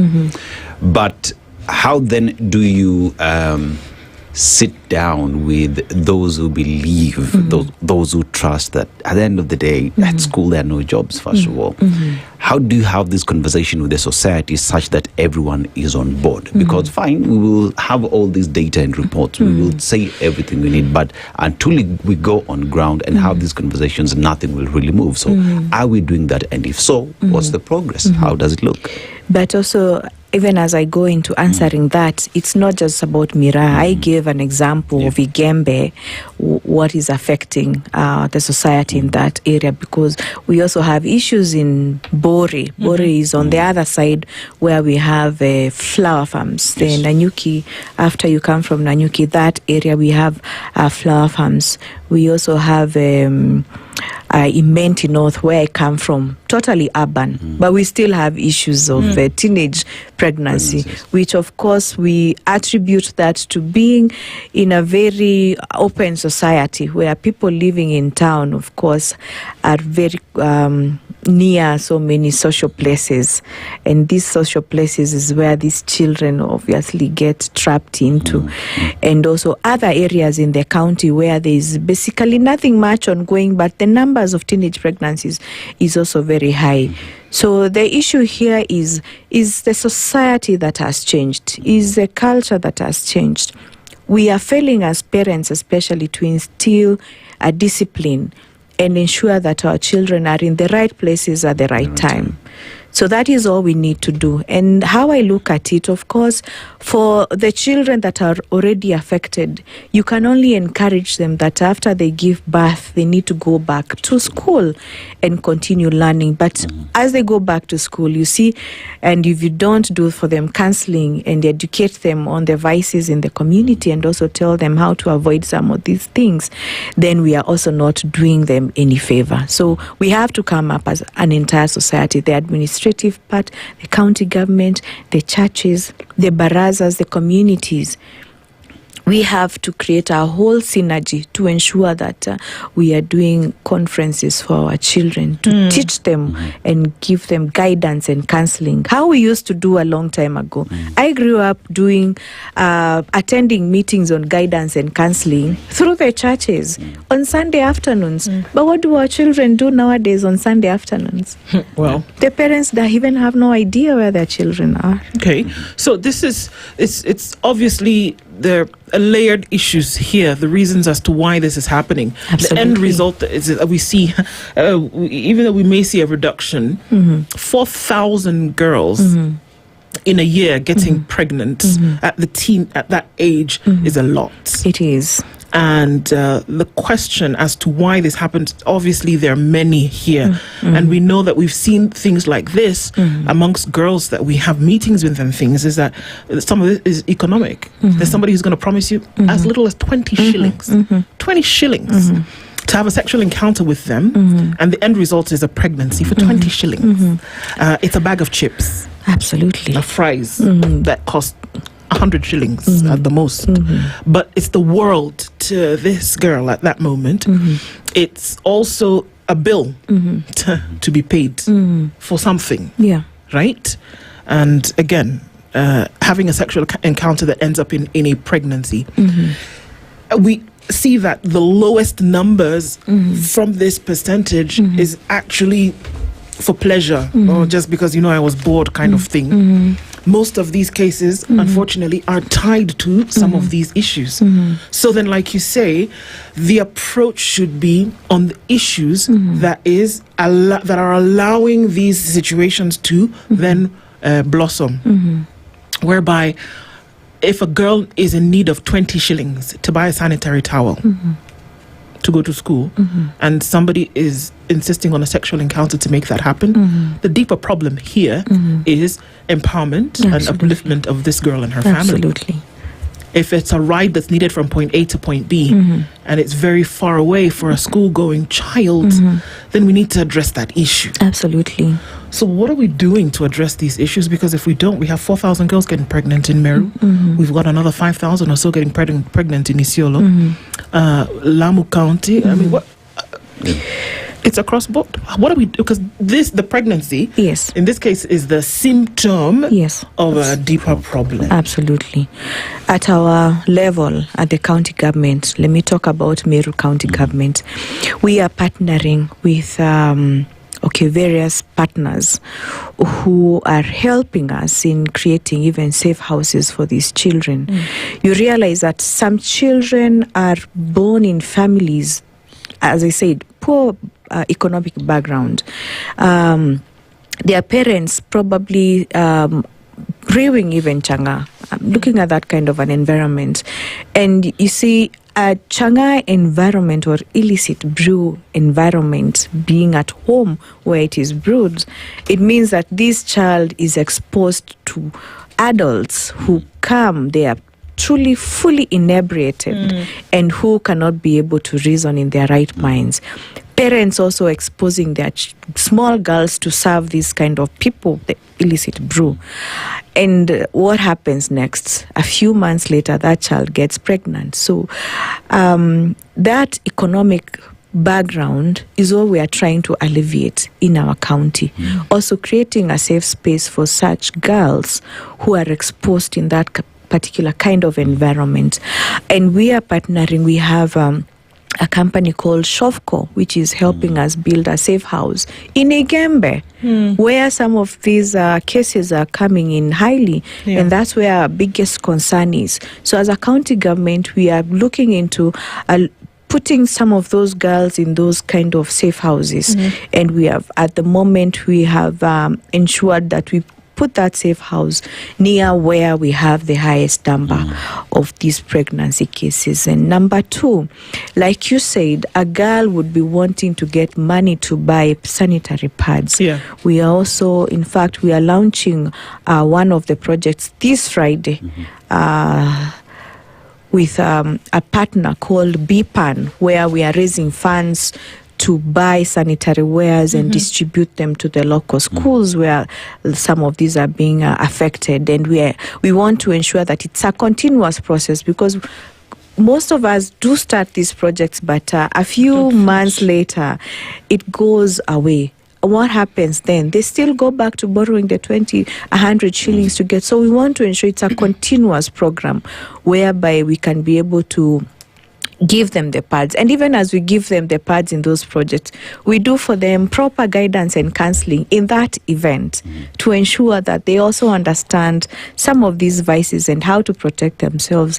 And of course, you see the issue of teenage pregnancy also comes in with the issues of the law. What does the law say? What happens to the young man or the man who has impregnated any child below the age of 18 years? That brings in the criminal liability, defilement, also sometimes rape, you see, incest, which is also another criminal offense. So it's a multifaceted, a multi-thronged kind of problem that is a society issue that has to be dealt with by the leaders in the society and not just by the county government. There's so much we can do. Ensure probably that we create these safe houses, do economic empowerment for our people.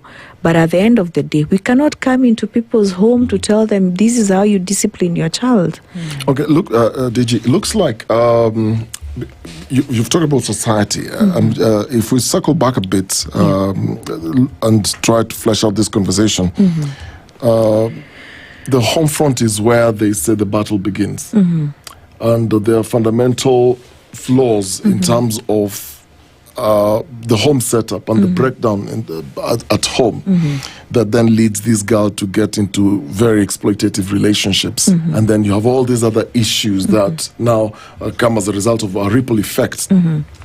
Meru County has been for a very long time also been on the spotlight, and the troubling rates of gender-based violence. And then you couple that with teen pregnancies. I'm looking at statistics from IPAS.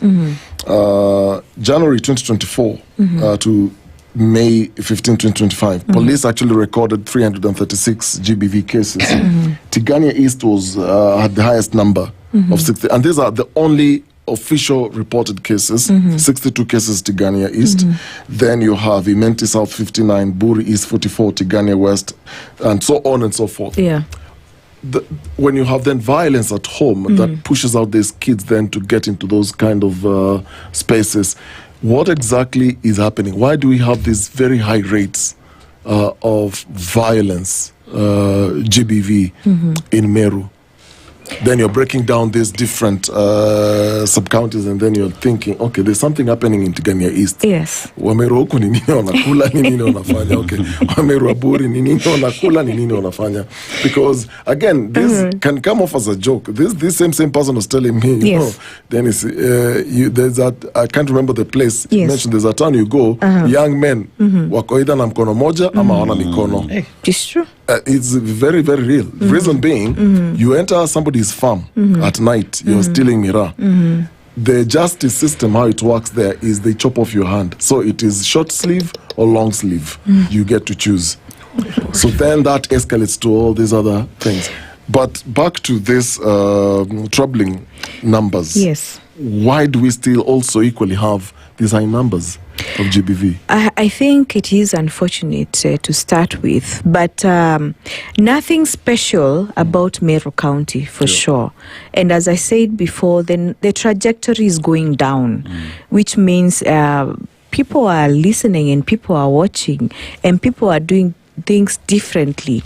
And as a county government, we are also looking at it in a very different dimension, whereby we want to make sure that we talk more to the community, and we also do a little bit more of training of our people, the community health workers, even as they go to do their work in the family units, the 100 family units which are under every one CHP. Then even as they do the health part, they also talk to the family on issues of gender-based violence and also on teenage pregnancies. So, and we are also training the working groups that will be able to ensure we are supervising what is being done in the community in terms of going out there and ensuring our local barazas, we are talking there. And we are not talking only about administration, but we are also talking about the things that are affecting us as Meru County on the social and economic issues, mostly on the social issues, and also on the cultural background, because also our culture really brings about all these issues. Remember, long time ago, girls used to be given out there as wives at a very young age. That age bracket of between 10 to 14 and 15 there to 18. There are families that are still marrying off their 10-year-old daughters. No. I'm saying, basing on now the cultural background, the history where we are coming from, that probably has been one of the contributors to seeing some of these things happening. But the most important thing, now that we are here, I think people have gotten a little bit comfortable in themselves, so much so that we are not thinking about what we as parents are communicating and doing for our children. We have left most of the work to the teachers in school, because I remember when I was growing up, I would tell you, my mom was working on a day-to-day basis But she could tell you exactly where I am. She used to leave me a lot of work. I put githeri on the sufuria. You boil it and make lunch for the rest of the family. Make dinner, prepare dinner. By the time you get time maybe to go even and shower, it's like you only have 30 minutes to her coming back home. But what does a parent do nowadays? You just leave the house and you leave your children, and sometimes you hear, oh, the child went for sleepover somewhere, and you just don't care. I think it's all about what we are doing as parents, also as a society, also as a church. We have slacked on the discipline that we used to instill in our children. So I wanted to talk about contraceptive use and sex education. It is a conversation that has both sides. There are those who are pro and those who are anti. Because you talk about contraceptive use, there are those who say these will help deal with early teen pregnancies, but the other side would say you are encouraging early sex, right? Yes. And as we talk about it, there has been conversations around even having these in the curriculum. That is also a conversation that is out there. But we also can't bury our heads in the sand and say that our children at a young age are not having sex. So as a county, with all these sides that do exist, how do we approach it such that we're still having these conversations while at the same time ensuring that our children are safe? I think that in addition to what we have done, creating safe houses and, coming up with partners who can be able to help us, and also doing a campaign awareness as a county government, we are also ensuring that in addition to all that, we are also creating laws and policies at the county government, as a county government policy. We have done the gender mainstreaming policy, which is at the governance stage, where we are expecting that he ascends it into, a full policy and law. We also have the Meru County Children's Policy, which of course comes in to supplement the national laws, and of course parallel to the national laws and integrating the national laws. That is what we are doing at the county government. That is coming to the cabinet the day after tomorrow, on Thursday, for deliberation, and of course forwarding to the county assembly. Then we also have the Gender-Based Violence Act, which is now being reviewed. It's a 2019 act, but is now being reviewed so that we can integrate the laws, the awareness, creating awareness. We have the Governor's Cup that we will be starting in 2 weeks' time.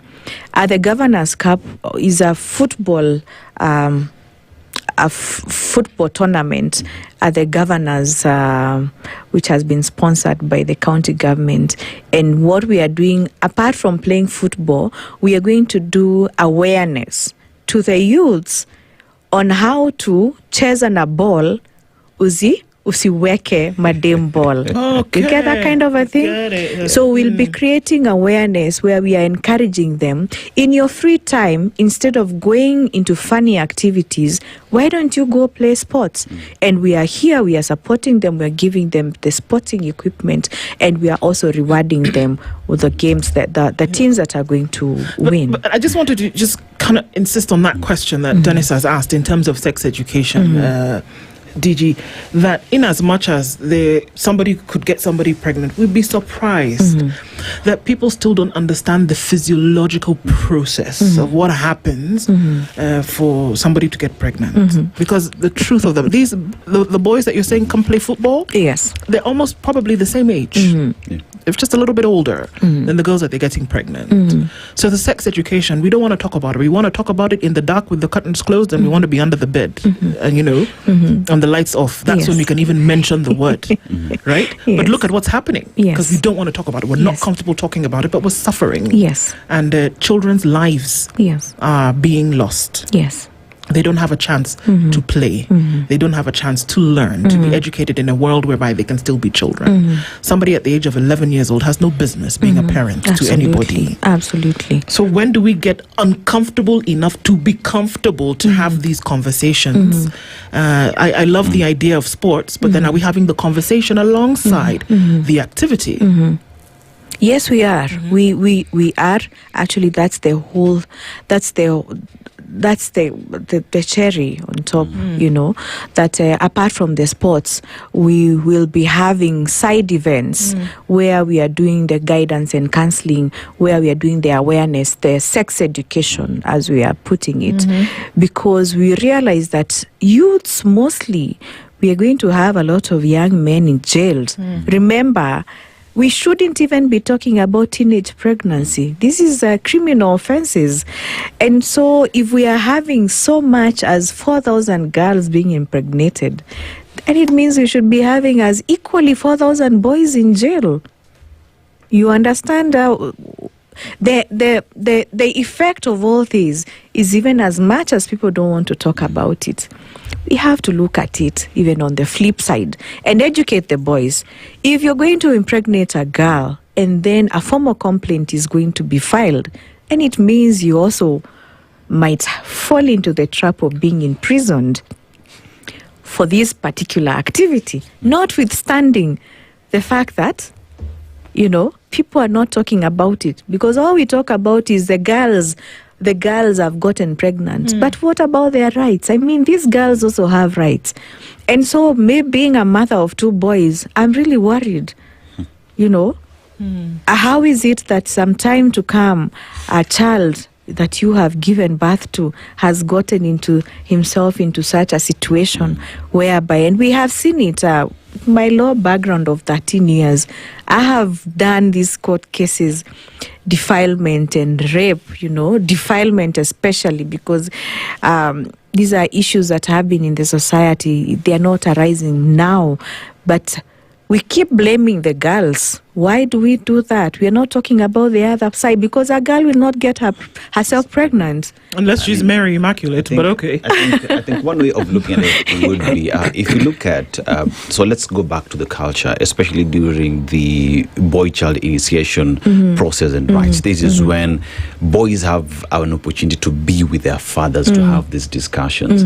And perhaps that would be one way of getting inside and having this sex education and conversations with the boy at a point when they are considered to be men. So in terms of looking at the culture that is that we have, perhaps that's a way to look at it. Perhaps that's a way to push the men as well to be involved, because in such conversations, again, you find mtoto ni wa mama yake. Yes. But when will men as well take responsibility and be part of the conversation? Are we pushing that? Yes, absolutely. That is one of the things that we need to be doing, because as I said, even as we do awareness, there are different forums that we can do this awareness.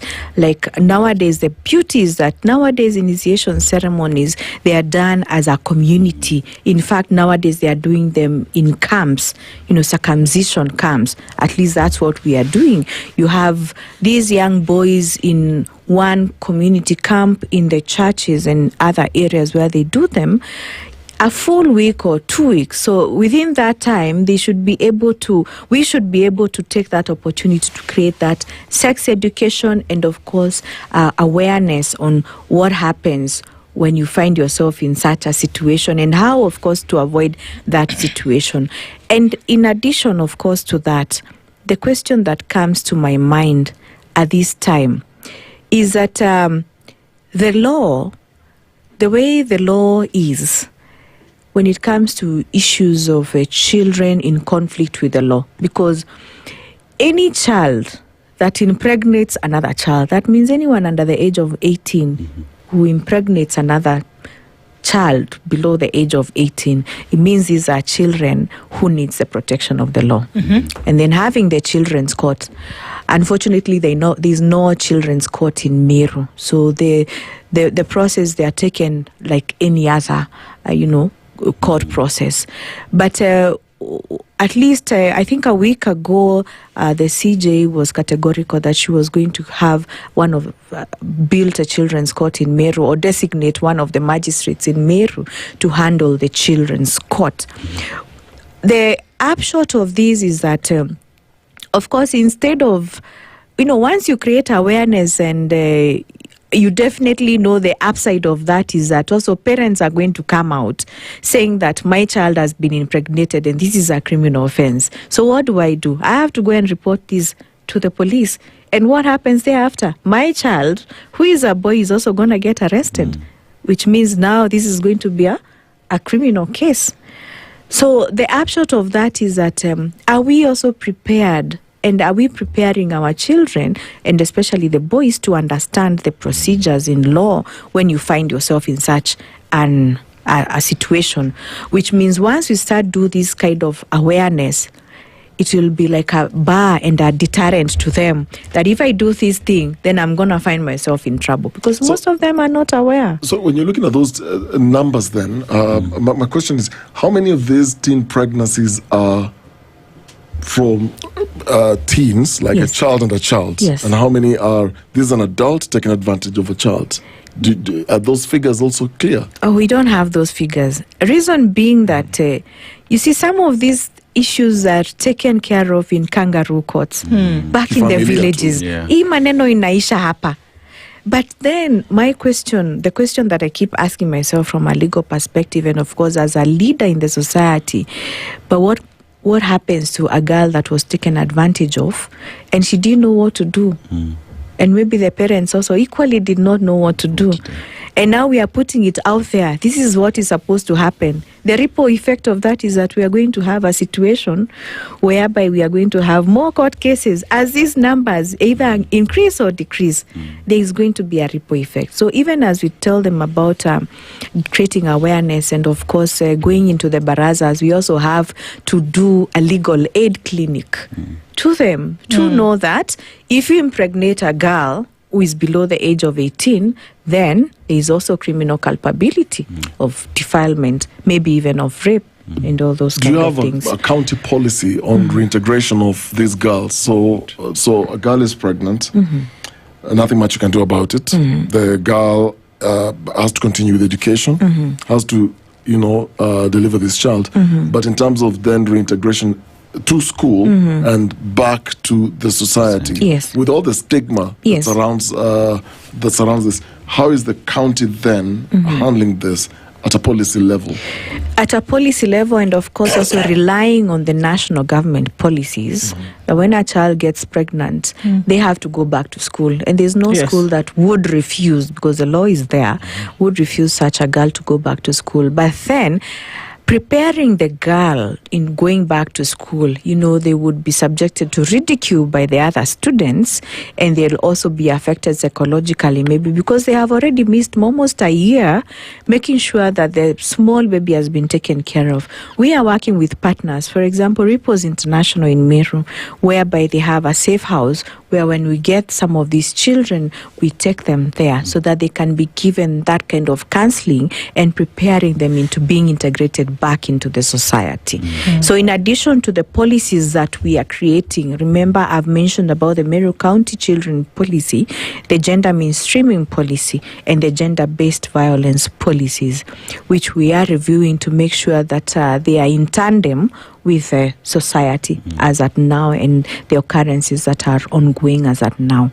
So we are doing that, and we are ensuring that we are also addressing and preventing reoccurrence of these kind of teenage pregnancies. And that's why you see the trajectory is going down. But it can't just go down at once. But we are doing whatever we can as a county government to ensure that we cap that. So you say there's no children caught in Meru. There's just a conversation about setting up one. Then how accessible are reproductive health facilities for these girls? Absolutely. The bit about counseling. Yes.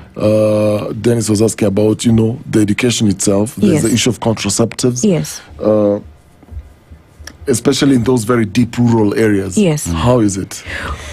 Our health system is formulated in such a way that even at the village level, there is a county government dispensary where we call it the level 1, the level 2 hospitals, which are the dispensaries, the level 3 hospitals, which are the healthcare centers, and the level 4, which are the sub-county hospitals, before you get to the level 5, which is now the Merit Teaching and Referral Hospitals. In every village, almost within a certain radius, you find that health services are accessible. And as a county government, we have set apart about almost 300 million Kenya shillings in this particular financial year to ensure that we have capacitated all our health centers and at all levels to make sure that some of these things are available. For example, if a child has been exposed or raped or defiled, at the dispensary, the first touch with a medical officer, at least they are going to get a post-exposure prophylaxis. Okay. Remember, this is all also connected very much with the HIV. Yeah. So at that level, we are ensuring that is there.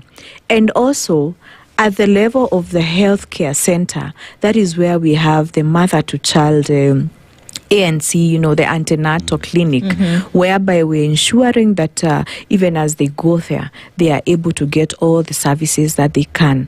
And also with the new national government project on SHIF,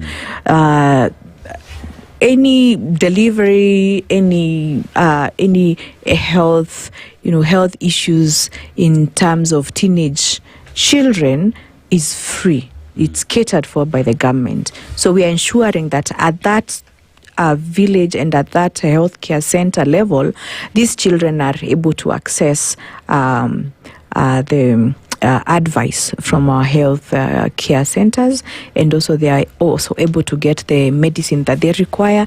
They are also able to get all the health issues that they have in relation to that at that particular level. They don't have to go to the other bigger hospitals. So the healthcare system is very well taken care of. And also on issues of contraceptives, I'm a very traditional person as a mother.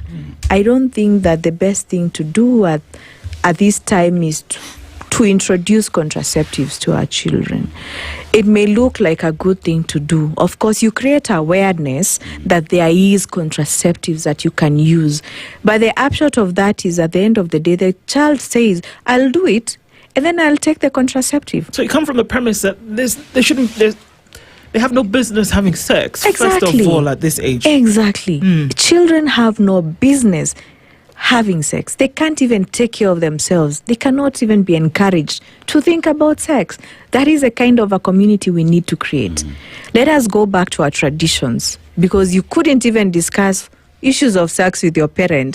The only where you would be, that's where we would be able to be informed by the teachers. You cannot do this. Then they used to create, social groups in schools. And then there goes the argument, why do it now? Because there are those who argue, okay, so how do you sit down with your daughter and your son today and have a conversation around sex education? And then tell them not when your mother didn't discuss that with you? No. My parents never discussed that with me. No. I don't know about your Aseto. They did. Oh, they did. Yeah. Gen Z. He turned out right. So the thing is, keep them busy, keep them disciplined. So I then have that conversation in the first place. And that has been the argument. Yeah. We cannot encourage tennis. We cannot encourage our children. Let them have the awareness from some social groupings. Even clubs in schools, in primary schools, we can do social clubs that can be having conversations every Friday for the entire schools, even in their, in their assemblies. On Friday, when you have the assemblies, we can have a situation whereby the principals of the primary schools, they take advantage, and through those clubs, they are able to have even 5-10 minutes and speak about sex education. There's something that would work. Okari raised in terms of sanitary towels as that being one of the causes as well of early teen pregnancies. But as you've also mentioned that you're partnering with those who are helping to donate that. Yes. But there is the other side of using reusable sanitary towels, like the menstrual cups, that would help. It's a single, you use it and reuse it, so you don't have to worry that I'm going to spend. Are these areas that you're looking into investing in to just make it easier so that this girl child focuses on education and not the next where I'm going to get money to buy pads? Where we came into as a government, I have been actually in office. This would be my 3rd month. And where we have started some of these projects, the first thing that we did was to get partners. And also the partners, they come in with their initiative and proposals. And one of the proposals they had is a reusable sanitary ware. But the menstrual cup was not one of those that they were advocating for. They were advocating for us to train teachers in schools on how to do and how to sew the reusable menstrual pad, which is a bit more, I would say, hygienically, you have to be very smart hygienically to use that menstrual, even the cup itself. You have to be very hygiene sensitive. And now also the menstrual pad that they brought proposal about, it's also, people have to be very, very pro-hygiene. And now you see, the girls in towns, they don't have a problem with buying sanitary wares. The girls who have troubles with sanitary wares are the girls who are in deep within the villages. Watu wa ushago huko, ndio wako na shida na hiyo. But then, when I look at the dynamics of the village life and hygiene, if we introduce reusable menstrual pads and cups in places where water is scarce, even as a county government, we are moving in to ensure that we have enough water, it becomes a challenge. So for me, I'm a girl. I know what it means to have menstrual period. So it means a lot of, showering throughout the day, maybe like twice a day. Those girls, they can't shower twice a day because maji hakuna. And even as we move in to mitigate on those factors, the best thing we saw was to use the usual sanitary wear. Use once and dispose. So that also becomes a challenge. The challenge is big, but with time, if we put in the resources like we are looking into, get more partners to ensure that we are doing something better about it, it's going to create the change. So that trajectory I talked about of lessening these teenage pregnancies, at the end of the day, give it five years to come, we should be having very low numbers on this. All right. So, we're looking to a spot where things are a bit tight at the moment. Just listening to you talk about water challenges and other challenges that you see that come into play, one would have hoped that during these empowerment forums, perhaps those would have been the things that were paid some attention to in terms of when money was flying about in this belt.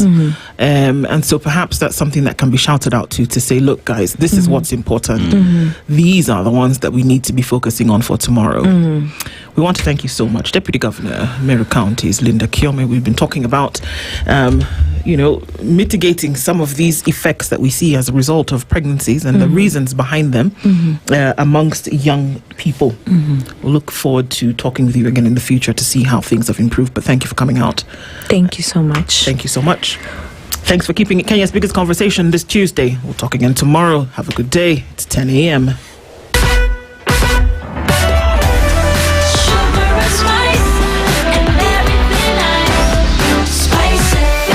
Spice up your life.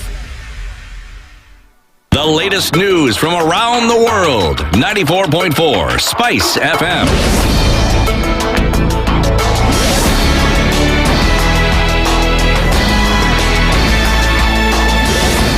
Good morning. This is the News Wire. I'm Leah Ubaga. Security agencies are investigating an incident where a woman was injured in the heart of Mandera town after being hit by a stray bullet.